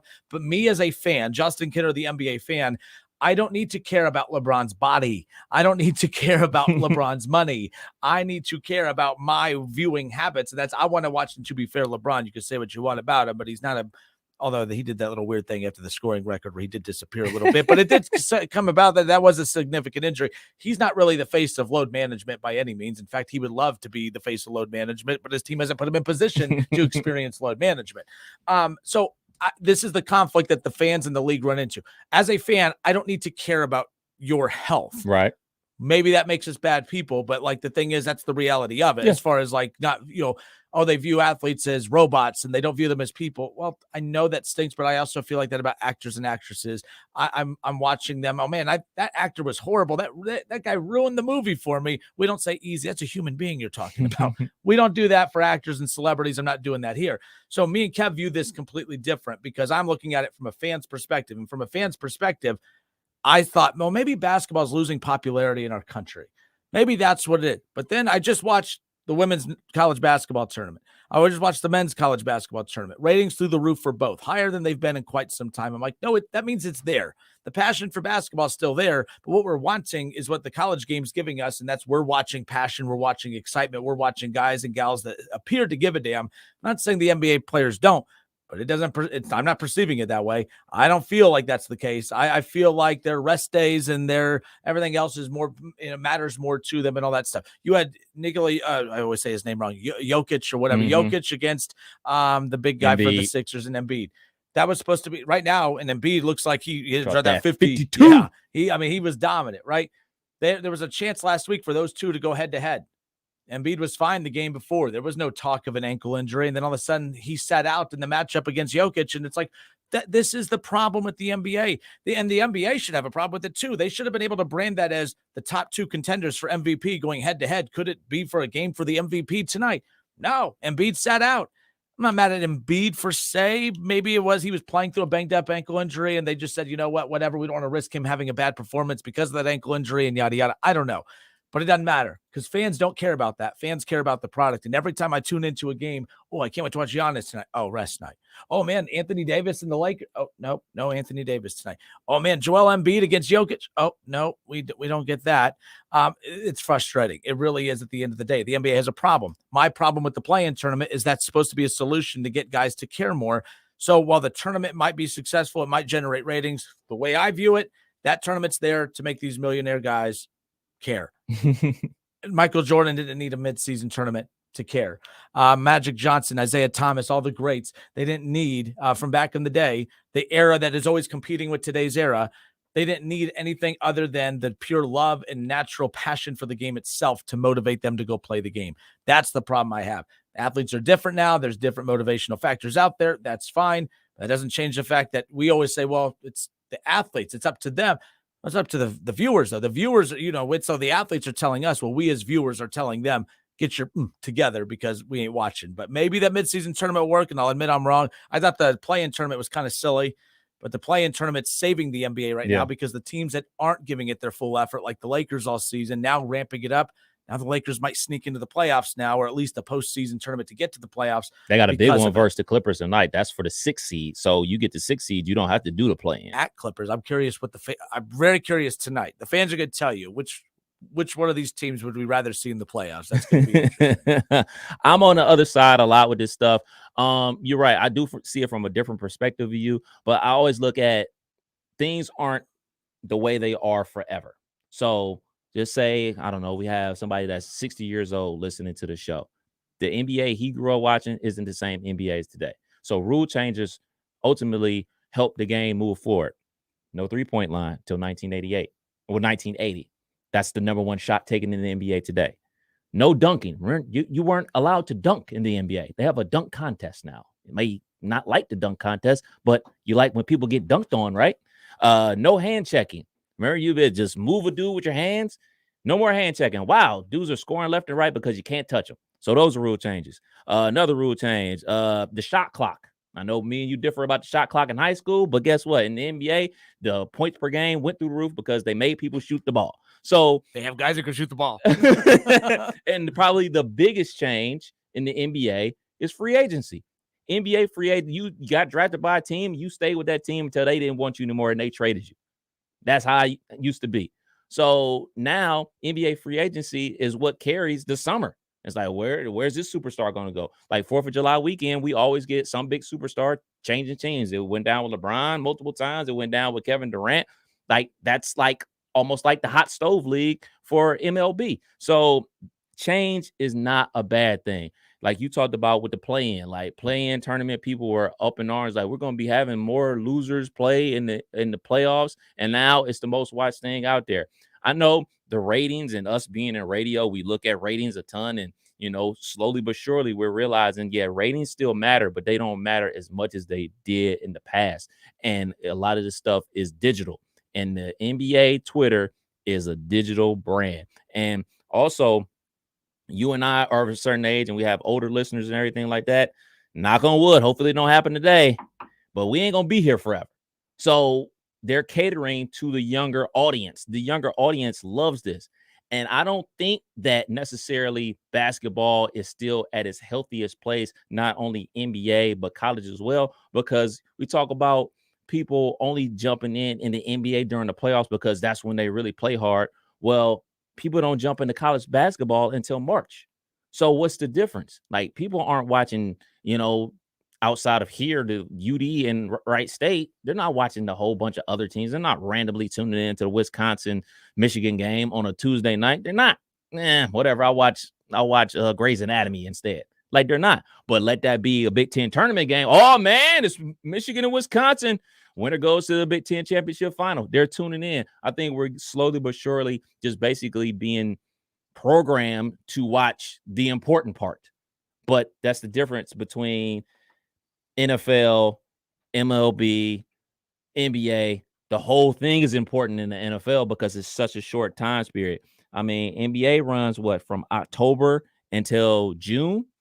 It's a long time. Major League Baseball runs March until October. It's a long time. Hockey, basically the same time as NBA, but the NFL is September to February. Shorter time, way more important. I think that's why the NFL is king. Every game truly does matter. In the NBA, NHL, MLB, not every single game matters. 518-1410. Yeah, I mean, and a lot of sports are experiencing that too. I mean, the NFL will get to that point where it's only a matter of time before we get a few more years of these 17-game regular seasons. People are going to get really sick and tired of those week 16 and week 17 matchups. We're already seeing it. We saw it the last couple. Teams the Eagles and others. We saw it 2 years ago. The Dallas Cowboys, got into the playoffs because of it, because the team decided not to play any of the starters and that type of thing. So it exists in others, but other sports are healthier right now with the fan base and that type of stuff. The other part of this change was the 65-game minimum to be able to be eligible for regular season awards. Kev said, and you'll get your opinion on this. Like I know earlier you had mentioned you don't really have a opinion one way or another.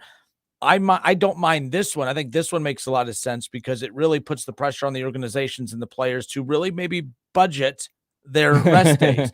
I compared it to our PTO when we turn the calendar year in January, our PTO resets here with our company, and then in January, my friend, if it's a nice day in January, it's a Thursday, hey, let's go golf. I would maybe risk taking a day off at the end of July and August, as we getting closer to the end of the year, but I can't risk taking a PTO day in January when I only have a handful of these for the entire year.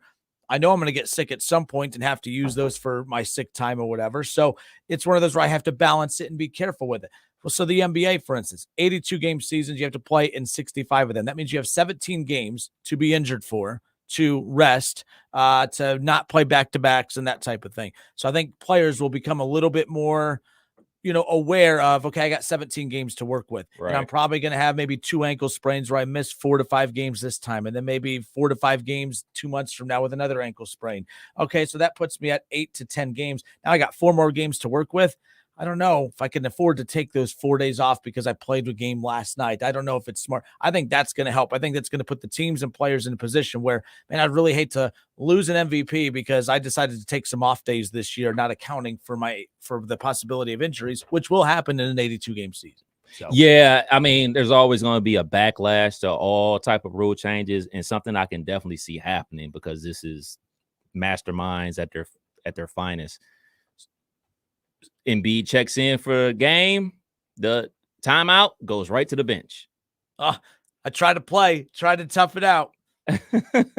Like, I can see that happen. I mean, Greg Popovich would do that, and like Greg Popovich basically invented rest days, for Tim Duncan and the guys back in the day. So like I said, I really don't have like a hot take on this because if you don't play, you don't earn an award. Like, it's that simple. Like, nobody's giving somebody that didn't play all season an award. So I don't think like there's anything to be like open arms about. Like, I think 65 was that 17. I would probably say 60 would probably be a more fair number. And I give them a little more bumper room for real injuries and things of that nature. But like you said, you don't know when you're going to get injured. Like, it just happens. You roll your ankle on the ball, like, or Kevin Durant, you rolled your ankle in the layup line. Like, it happens. You know what I'm saying? Like, you really can't control that. But something you can control is like, the rest days that you quote unquote do take off. Yeah, I'll never forget when that happened to Kevin Durant. And they said he slipped. Like, he didn't slip. He rolled his damn ankle. Don't say he slipped. He rolled his ankle going up for a layup. That wasn't a slip. It wasn't wet on the floor. He didn't slip over. He rolled his ankle, but he slipped. Anyways, NBA playoffs, regardless, I'm excited for because the stuff that's missing in the regular season is there for the postseason, and that's all that matters. And the Cavaliers got that home court advantage that they clinched the 4 seed. Take that, Freddie Coleman. I told you. I'm pulling up the audio, and I'm going to tag him, too. First time since 87 that the Cavs clinched home court advantage without LeBron James. Mark Price days, baby. So it's been a while. It's been a while as far as that's concerned. But we'll get into some Cavs stuff coming up around the corner. All right, so Pro Football Focus put out an article projecting early extensions for the 2020 quarterback class: Joe Burrow, Justin Herbert, Jalen Hurts, and more. Now, the article kind of goes down based on the numbers and projections and the rumblings around the league of what these guys are aiming for. What will the contract potentially look like for Joe Burrow in Cincinnati, Justin Herbert with the Chargers, Jalen Hurts, of course, with the Eagles? The numbers are interesting, especially for you. He's going to give us a hometown discount. I have bad news for you. That's not the case, according to these projections. Kenner and Kev, 1410 ESPN Radio.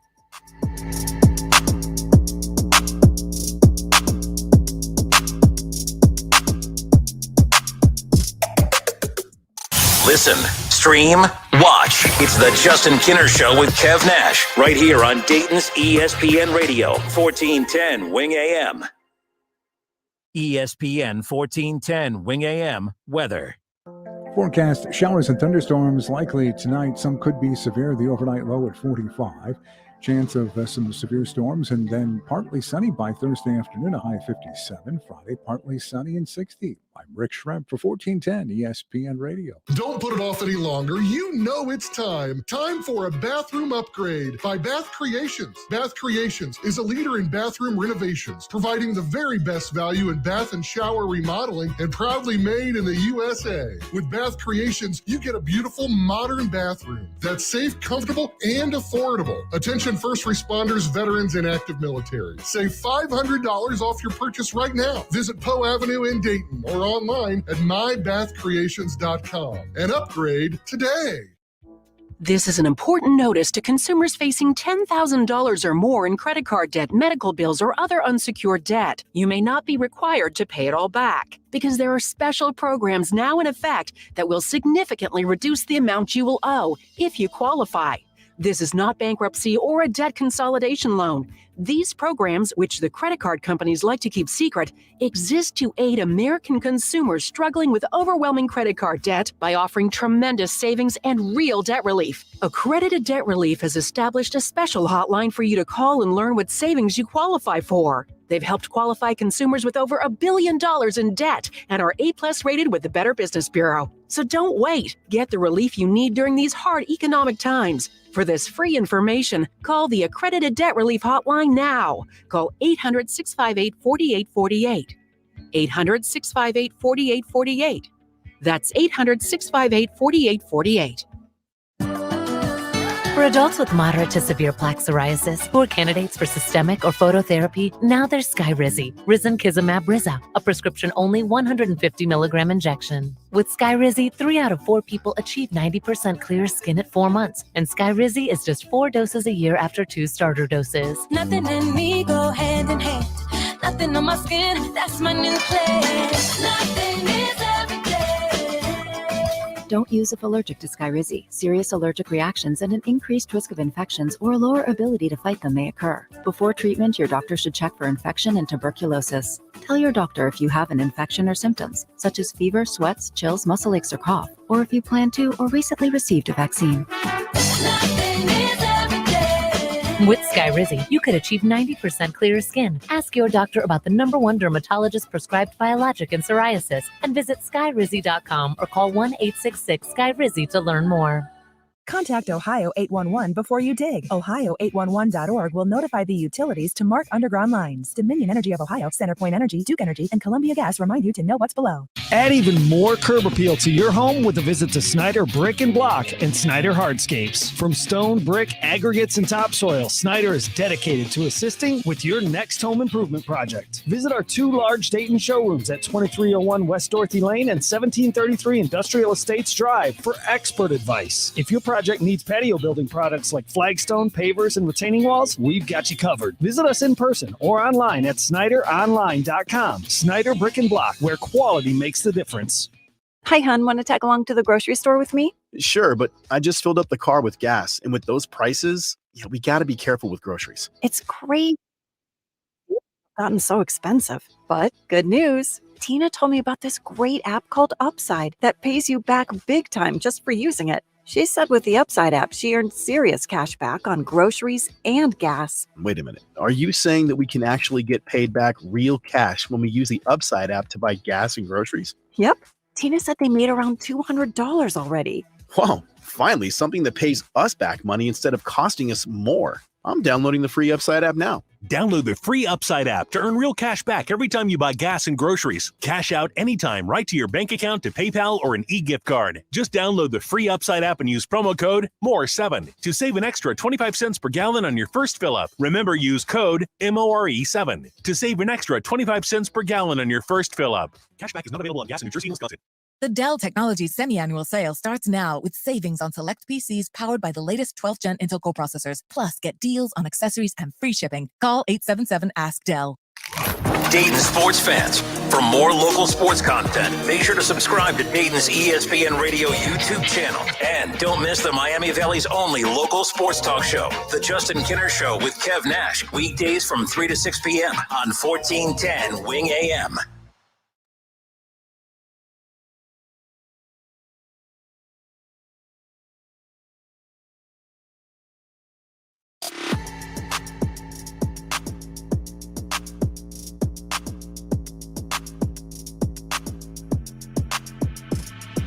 You know, if someone asked me, is Kev Nash cheap or not, I don't know if I would have an answer for that.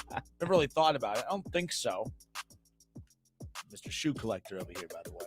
I am cheap. But you are cheap. I you am. would classify yourself as cheap? Absolutely. So I'm going to Ohio State spring game next Saturday. This guy. So the wife wanted to stay at a certain hotel, but I had reward points for another hotel. So that's the hotel we're using because I didn't want to spend any money.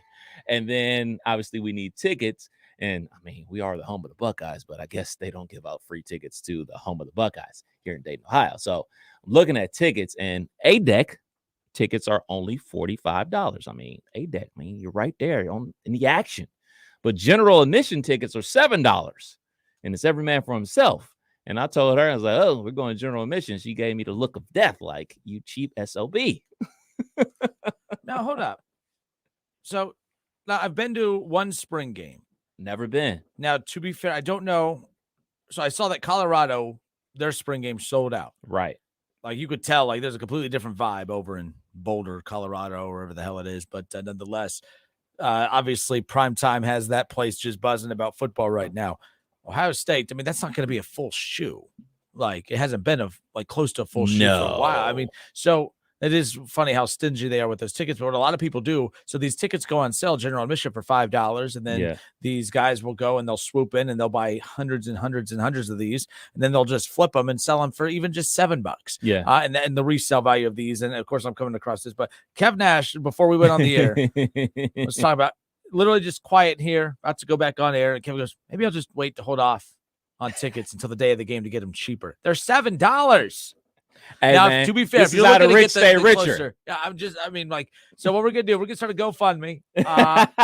No, but if you are, but I didn't realize, so you're not doing GE, you're doing maybe, she wants to do, hey, Dak, let's be down on the action. Like, it's not a real game. I will say this. So, I think people get real homerish about stuff like, oh, no one does it better than Ohio State. Well, I mean, Colorado's selling out, and Colorado does nothing better than Ohio State. But let's not do the ego thing with Ohio State. But I will say, I loved the spring game, and I don't watch a second of the freaking spring game because I don't care about the actual spring game itself. What I loved was the vibe of football, the band, the shoe, just.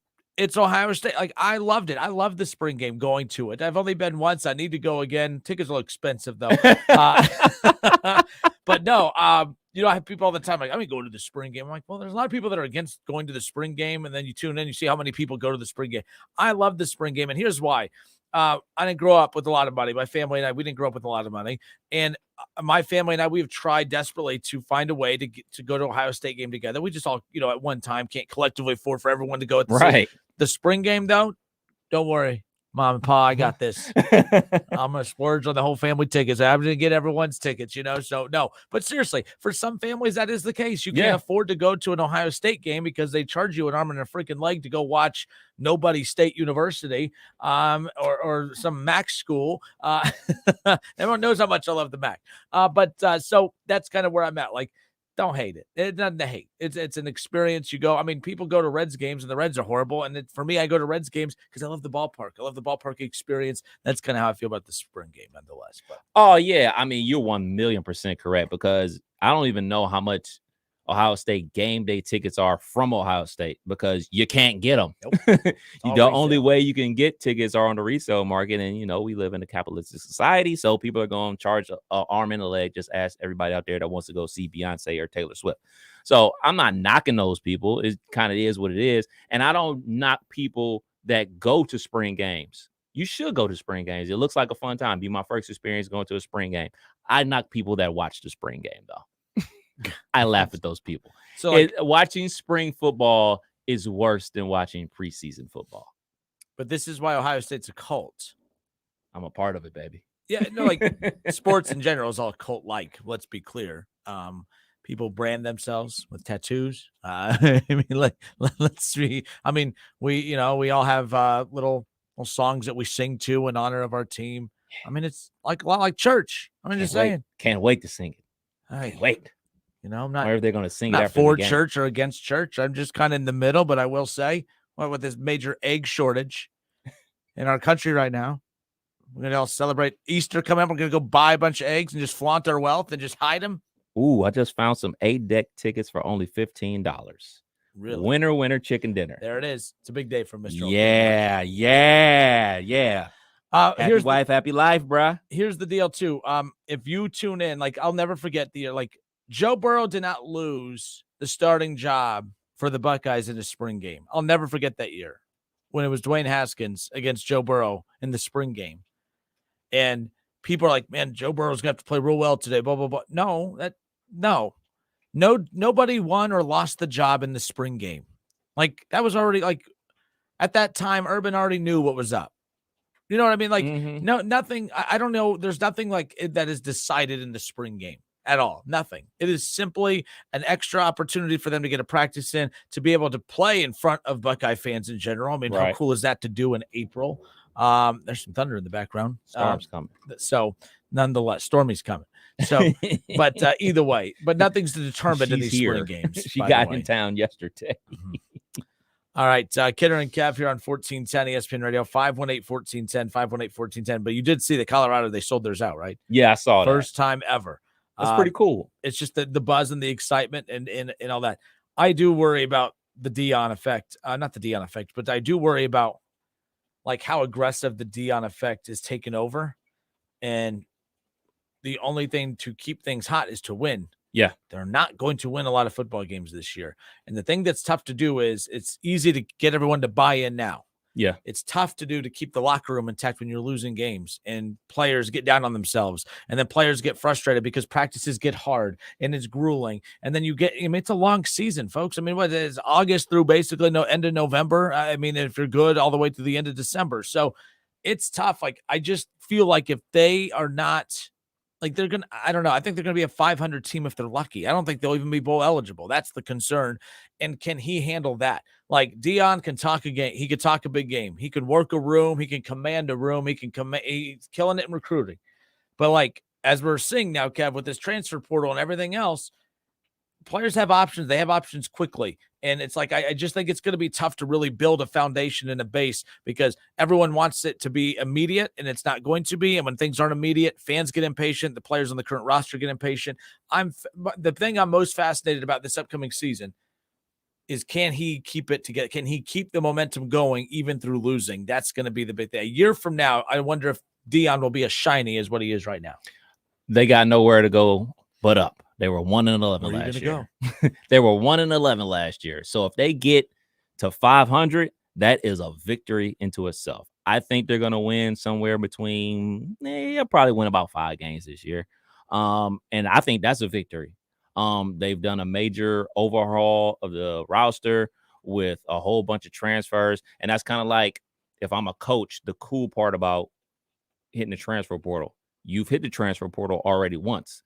Where you're going to go. You can't go anywhere else now. So you're here. You're quote unquote stuck here. So the roster that he has this year, a lot of those dudes are going to be there next year as well because they can't transfer anywhere else. So you're going to be able to build and continue to build your program going forward. But the difference between Colorado and what Lincoln Riley was able to do at USC is because, well, it's USC.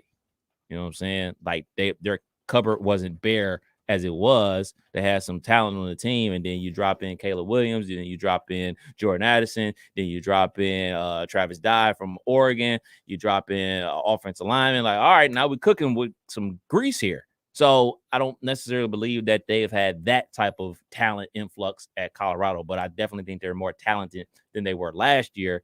So going from 1-11 to 5-6, I think that's a victory. And the thing is, too, they have their quarterback. Yeah. On paper, I don't know what the transition for this kid's going to be like. Right. But but you're right. The Jordan Addison. I mean, you brought a skill set pack. You brought skill packages over, quarterback, wide receiver, running back. I mean, it was all in place. Nothing's in place for Colorado. And here's the deal: I want it to be like we could do this, and this is a midsummer topic. But like, if you can't cheer for the Buckeyes, who's your team? If football Florida gods State came down and say, yeah, I was gonna say this is an easy one for you. For me, it's Colorado at this point. Like, for me, it's Colorado. I am enamored with Deion Sanders. I'm a huge fan of Deion Sanders. I wanted Cincinnati. I wanted the Bearcats to grab Deion Sanders. You know how critical I am of the old Bearcats with how fickle I could be. But I thought Deion in Cincinnati just would have been absolutely amazing. I thought it would have just been absolutely huge for the state of Ohio. It would have done wonders for the in-state rivalry that would exist, by the way, between, I know you're not going to touch Ohio State. You will not become Ohio State, but they would become a legitimate contender or a threat, especially out on the recruiting trail and that type of thing. Big Deion fan, though, definitely pulling for him in Colorado over there because it doesn't really have an impact on Ohio State. I tell you what does have an impact on Ohio State. Do tell. Obviously, we're going to talk a little bit more about recruiting and stuff. Ohio State continue. I mean, the 2024, recruiting rankings, they're number 2 right now. They're just continuing to dominate. But Ohio State doing a lot. I mean, it's their recruiting is weighted on the offensive side of the ball. Mm-hmm. The trend of Ohio State still struggling to recruit at a high level on the defensive side of the ball is still a little bit alarming. And I've said this before. Everyone that used to bash the Big 12 and used to bash Oklahoma when like those Baker Mayfield type Oklahoma teams, like Ohio State is on the verge, if not already of being a Big 12 caliber team, all offense, limited to no defense. Hoping that trend changes. But right now, Kev, we're still talking about the Buckeyes dominating on the recruiting trail. But guess what, Kev? It's always quarterbacks, running backs, Wide receivers. They got the 2 offensive linemen from down south, which was that's important because that that offensive lineman cupboard was getting kind of bare. The offense is almost on cruise control out on that recruiting trail right now. Receivers know wide receiver, I get to the NFL. If I go play in that system, if I go play with Hartline and Day, I'm going to the NFL. Running backs know they'll be in position to go to the NFL. Quarterbacks are now in position now, especially with C.J. Stroud, Justin Fields going into the league, even Dwayne Haskins in this past decade. 3 Buckeye quarterbacks, and C.J. Stroud's about to go potentially number 1 overall. The offensive side of the ball is on cruise control, Kev. Like, it's that defensive side of the ball. I mean, what did Urban do differently that Ryan Day's not? Because it's not like Ryan Day's a bad coach. He knows what the hell he's doing. Right. But what buttons – this is where I don't understand recruiting. What made Urban Meyer click on defense? Like, as far as on the recruiting trail? Like that's what I am still just fascinated by, that defensive players. I would feel like if I'm a top defensive player in the country, I want to play at Ohio State because I know that offense is going to complement me perfectly. Like right. I just don't understand the dynamics and the psychology, if you will, of recruiting on defense in college football, especially when you have that offense to match it. Right. Like this is a big year for Ohio State in the recruiting. Real quick, Iowa. How can Iowa get better defensive players than Ohio State with that offense? That's what fascinates me. Continue. I think Iowa just runs a better scheme right now than Ohio State, and they complement their defense very well. But once they get, Iowa has a good defense, but they still gave up 50 to Ohio State. You know what I'm saying? So like it kind of goes hand in hand. But I'll say this: there's a certain cornerback that plays for Springfield that cannot go anywhere else besides Ohio State. He has to go to Ohio State. Not saying that. I'm saying Ohio State has to land up better, because he's been on recruiting visits to other Big Ten schools. He's been on recruiting visits to SEC schools. He's a 5-star cornerback from Springfield, Ohio. Ohio State must land him, and they must land another defensive back in the state of Ohio as well. They have to do what they have to do to get both those young men. And there's another kid from Cincinnati that's also a 5-star cornerback. All 3 of those dudes, the 2 corners and the safety, all have to go to Ohio State. Ohio State has to do whatever they have to do to get those guys, because when you bring in those type of big names and elite talent and they have the stars next to their name, they bring the others with them. There's no question why all the wide receivers are coming to Ohio State, because all the wide receivers go to Ohio State. They're a poster child for that. So they have to get those guys committed to Ohio State sooner rather than later. I'll just say it like that. Kenner and Cav, 1410 ESPN Radio.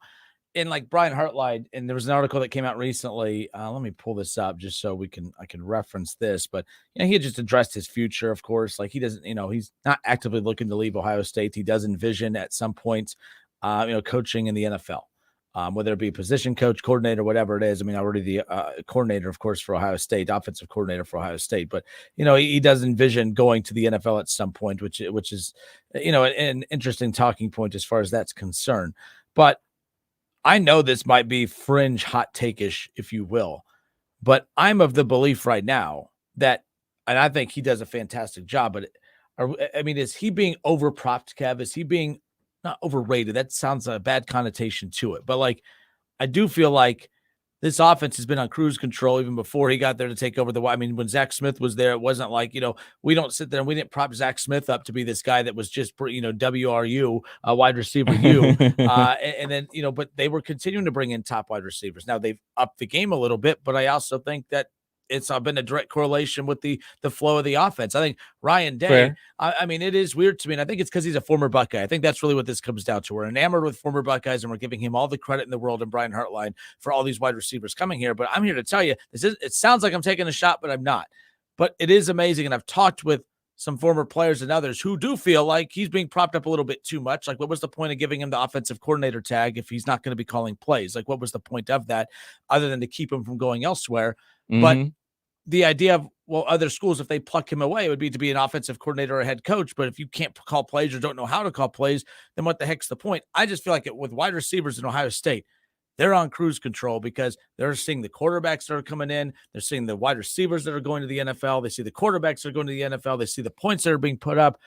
I just think Ohio State's where you go if you want to go to the NFL and you're a wide receiver, regardless of the coordinator. Maybe I'm wrong, but it is an interesting dynamic just talking with certain people about that. Yeah, recruiting is all about relationships.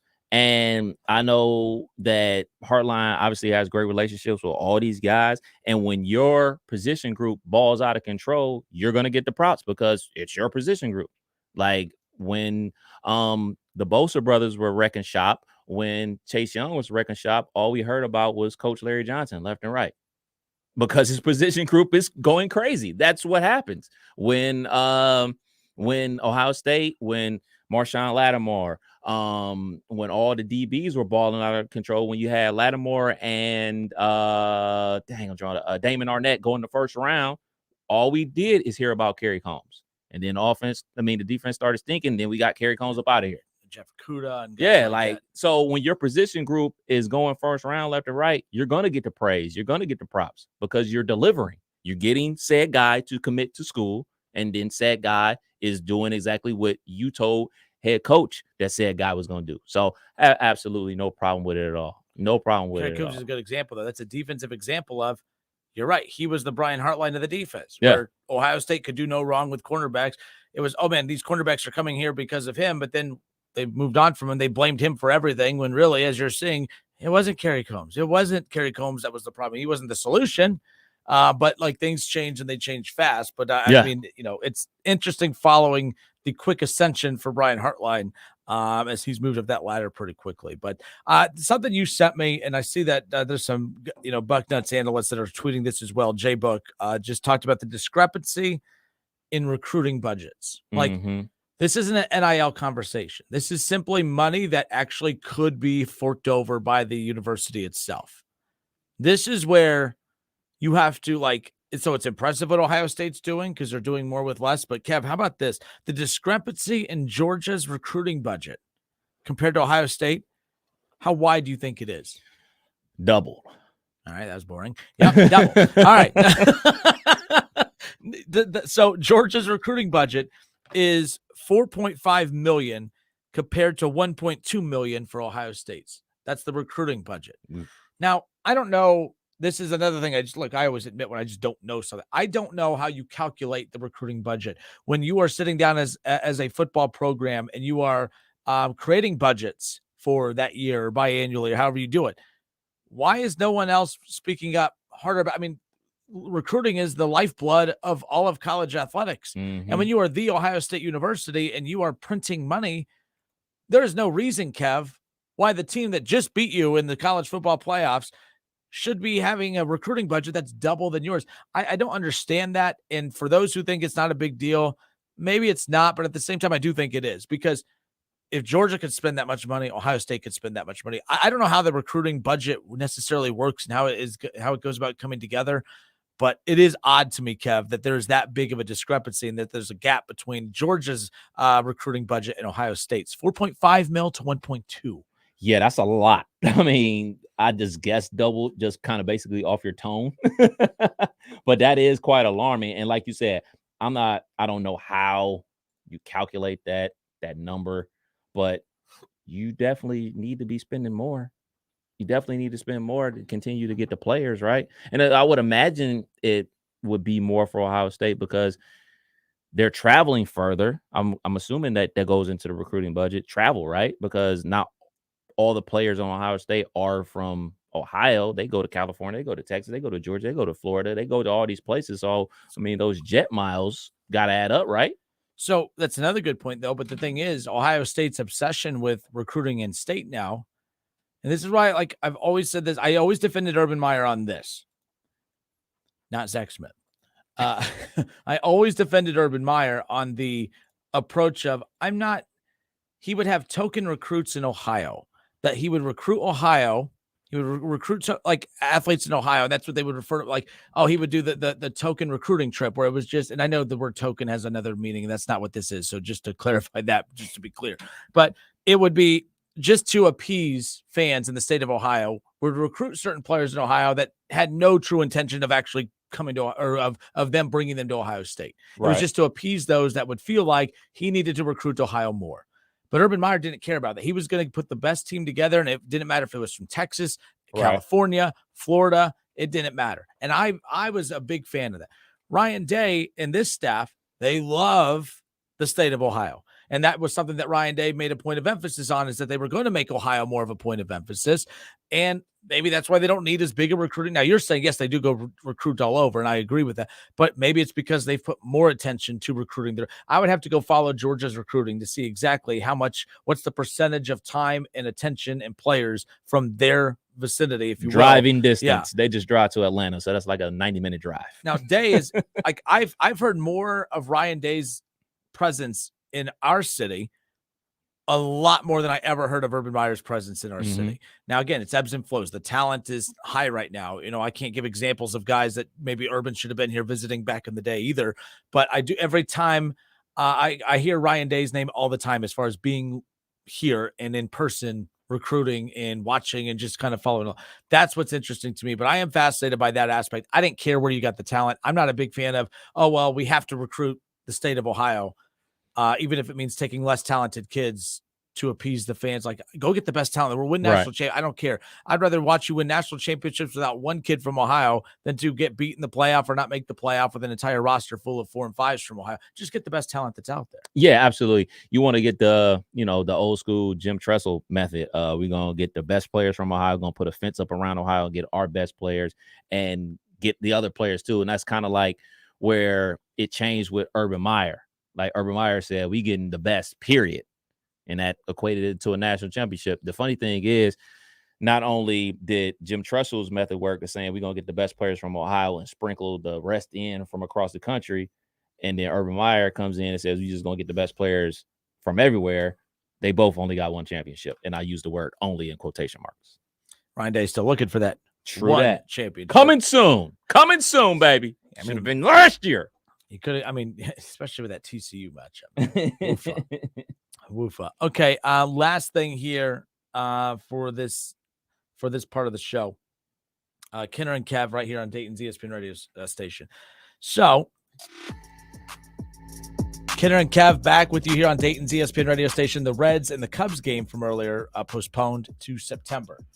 And so that, look, the postponement of that doesn't really matter. The Reds hit the road. They'll be on the road tomorrow for a 3-game series with Philadelphia. And they'll have Hunter Green, Nick Lodolo, Graham Ashcraft to kind of lead their first series on the road, of the season. So we'll talk more Reds coming up later on. But Kenner and Cab with you here on 1410 ESPN Radio. We talked Ohio State, the spring game. We talked about Brian Hartline and Ohio State's approach to recruiting and what's the right and wrong way. Don't really have a right and wrong way, but it is interesting. The shift in focus to Ryan Day, really focusing on the state of Ohio more than what Urban Meyer did. And I don't really know what's right or wrong. Urban Meyer got a national championship. Ryan Day doesn't, but I don't think there's only one. There's not a singular blueprint to go about building national championship teams. Hell, Ryan Day should have been to the championship this past year. Got to the title game in 20 against Alabama, of course. So, and they're always going to have a shot to get there, especially with the talent they have on this roster. But all right.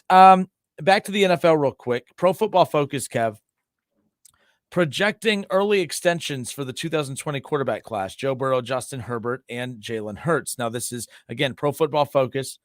And with everything that's going on with Lamar Jackson and the Baltimore Ravens, it is interesting following this along that, at a certain point when those negotiations started, Kev, everything was fine. Right. He won that MVP. I do remember the owner at one point talking about the fact that, it's going to be a process, but you pay your quarterback. That's how you win in this league. We've come a long way. I remember that was an interview that was actually done on Colin Cowherd's show. Watched it that day. Remember specifically listening to that yes, it could get a little bumpy, but you pay your quarterback. That's how you win in this league. And yet here we are not paying Lamar Jackson. So at every point of a negotiation stage, it always feels like, okay, this is going to be, give and take until it's going to go south. The thing about this Lamar thing is this might be the first time ever that I could think of where a team drafts a superstar, wins an MVP, and they just don't move on. The NBA, it's unheard of. Right. Every player in the NBA signs that extension off that initial rookie deal. Every player in the NFL, especially first rounders that are elite and especially ones that win MVPs, that doesn't happen. It's just wild to comprehend, but that's where we're at. The money has gotten so big that players are going after theirs and the teams are trying to clutch their pearls with their own money as far as that's concerned. But we keep getting this from Bengals fans, Kev. Well, you know what? He's going to give him a discount. Well, Pro Football Focus, here's what they have so far based on the projections, based on the numbers, based on the market and everything and based on what they're hearing for how these negotiations are going. Jalen Hurts, Kev, the Philadelphia Eagles signal caller, led the team to a Super Bowl this past season. Based on rumblings from behind-the-scenes conversations and projections based on statistical success on the field, and with the fact that he took his team to a Super Bowl, that he is projected to earn around $195 million over 4 years. So 195 over 4 puts you at $48 million a year. Now, it did not include a total of guaranteed money in there like some of these other contracts, but I found it fascinating nonetheless. Mm-hmm. So the next part of this one is Joe Burrow. Joe Burrow, the former number 1 overall pick, is projected, Kev, to receive, according to Pro Football Focus, a $214 million contract over a 4-year period. That would put him as the highest paid quarterback in the National Football League at $53 million a year, and that they are projecting a guaranteed number of $185 million total guaranteed at signing as far as that's concerned. So I don't, and this isn't a guarantee that those are going to be the numbers, but based on what they're hearing behind the scenes, this is what they're working with. Right. $53.5 million a year. That's a long way from the hometown discount that we were hearing about. That's a lot of money. It's a lot of money. Look, man, I don't know where people are getting this hometown discount thing. I never thought it was going to happen. You never thought it was going to happen. And people latch onto this. Hey, Tim Duncan took a discount. Tony Parker took a discount. Tom Brady took a discount. Name me 3 more that took a discount like that. I don't think you can. I just don't think you can. Oh, my bad. LeBron, D-Wade, and Bosh, they took a discount of $3 million each. I don't know any other athlete out there that's taking discount. I'm not taking no discount for my job when I'm offered a raise. I'm like, Kev, we're going to give you a 15% raise. Nah, just give me 2. Come on, spread the love to everybody else. Nope, sorry, gonna take it all. So a 4-year deal is interesting. So like that. People that rip Deshaun's fully guaranteed, you guys are listening to fully guaranteed, and you're stopping there. Like there's no wiggle room. His over 5 years, Kev, $230 million. That's $46 million a year. That's right up there with Patrick Mahomes. Mm-hmm. Joe Burrow would be making $53 a year at that 4-year clip. And that's what's going to be interesting as far as that's concerned. So I don't know. Look, everyone makes such a big deal with the way that these contracts are manipulated. I'm still dying on the hill of the fully guaranteed contract for Deshaun Watson is very overrated. The Ravens are trying to blame the Browns for all of their issues, even though as if that's why they couldn't get a deal done, Kev. How many quarterbacks have gotten a deal done since? Kyler Murray got a deal done. Right? Kyler Murray got a deal. Aaron Rodgers has had an extension since then. All right, so let's stop acting like all of a sudden, like, oh man, that Deshaun and the Browns ruined it for everyone else. That's not the case. The Ravens had plenty of time, even before Deshaun. They had plenty of time to get this done as far as that's concerned. Speaking of Lamar, was it Drew Rosenhaus? Yes. On the Pat McAfee show earlier today, really said that he feels that he wishes he was the representation for Lamar Jackson, that he feels that he could have got Lamar Jackson a deal by now. This is Drew Rosenhaus, again, NFL agent on the Pat McAfee show earlier, that YouTube show that everyone knows. The Pat McAfee show, Pat McAfee, the GOAT. He's my all-time favorite right there. But on Pat McAfee earlier, here's Rosenhaus on the Lamar Jackson contract situation. I wish I was the agent for Lamar Jackson because he's a great football player, and I'm confident I could get a deal worked out for him. I, as an agent, learned a long time ago, try to stay away from extremes. Deshaun Watson is a very good contract, but that doesn't mean in order to get a great deal, you have to have the exact deal that Deshaun Watson gets. Maybe you get more money overall than Deshaun Watson. Maybe you get more money than Deshaun Watson in the first year, the second year, the third year, and through 4 years, and maybe the 5th year isn't guaranteed, but you offset that guarantee by getting more money overall in the first 4 years. Yeah. Again, interesting dilemma or dynamic there too. I don't know what I've been offered. I mean, we know that the guaranteed money, what's been offered, but there's some out there that say, go fully guaranteed for 3 years. That's a safer window that I'm sure the Ravens would agree to, but he wants the, which I don't know why if you're Lamar, you'd want that longer term you can get more money up front, shorter amount of time, and then still be 29 and have a shot to reset this again. And the other thing too, that he tried coming out with Lamar and say, well, it doesn't need to be a fully guaranteed contract. I just want more fully guaranteed money than Deshaun Watson. I'm like, so that means you want more than $230 million guaranteed, which you have no problem with you wanting that, but that's still basically the same thing when it's all said and done, as far as not wanting it, but wanting it at the same time. So who knows? Yeah, we have no idea. Latest thing I saw was that the Baltimore Ravens had offered him a contract and $200 million of it was guaranteed. For me, I don't know if anybody's ever bought a used car or whatever, but like you haggle over the price and the sales rep always comes to you and says, well, I don't want to lose a deal over $500. Well, $500 to them may not seem like a lot of money, but to you as a customer, it does. So this whatever $50 million that Lamar may or may not be hung up on, it's a lot to him. It's a lot to him. And I agree with, Drew Rosenhaus about, so take this for instance. Let's say obviously agents work on a commission. If Drew Rosenhaus calls Lamar Jackson and says, I will work out this deal for you for free. Drew Rosenhaus, if he's able to make the deal happen and get him the contract that he desires, he's going to make that money tenfold because everybody out there is going to want Drew Rosenhaus. Like Drew Rosenhaus, like I won't say he's a has-been. That's definitely a harsh word, but Drew Rosenhaus isn't the name that he used to be. Like back when he was representing Frank Gore and T.O. and everybody like that. He was on ESPN all the time, fighting for his clients and everything like that. We know Drew Rosenhaus for what he was able to accomplish in the past. Like if he's able to go in there and talk to Lamar and say, look, I'll do this for free because it's going to create dividends on the back end.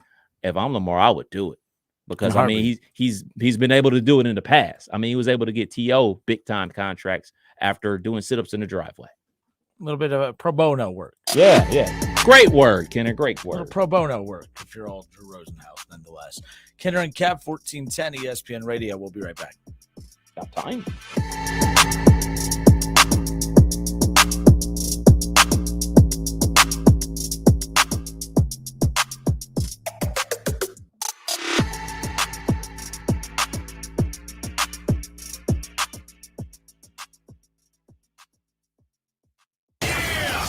It's the Justin Kinner Show with Kev Nash on 1410 ESPN Radio. This is Keith Byers for Superbook Sports. You spend valuable time thinking about which bets to place each week. So why wouldn't you want the best company in the business to be the one who handles those bets? Superbook Sports is the most trusted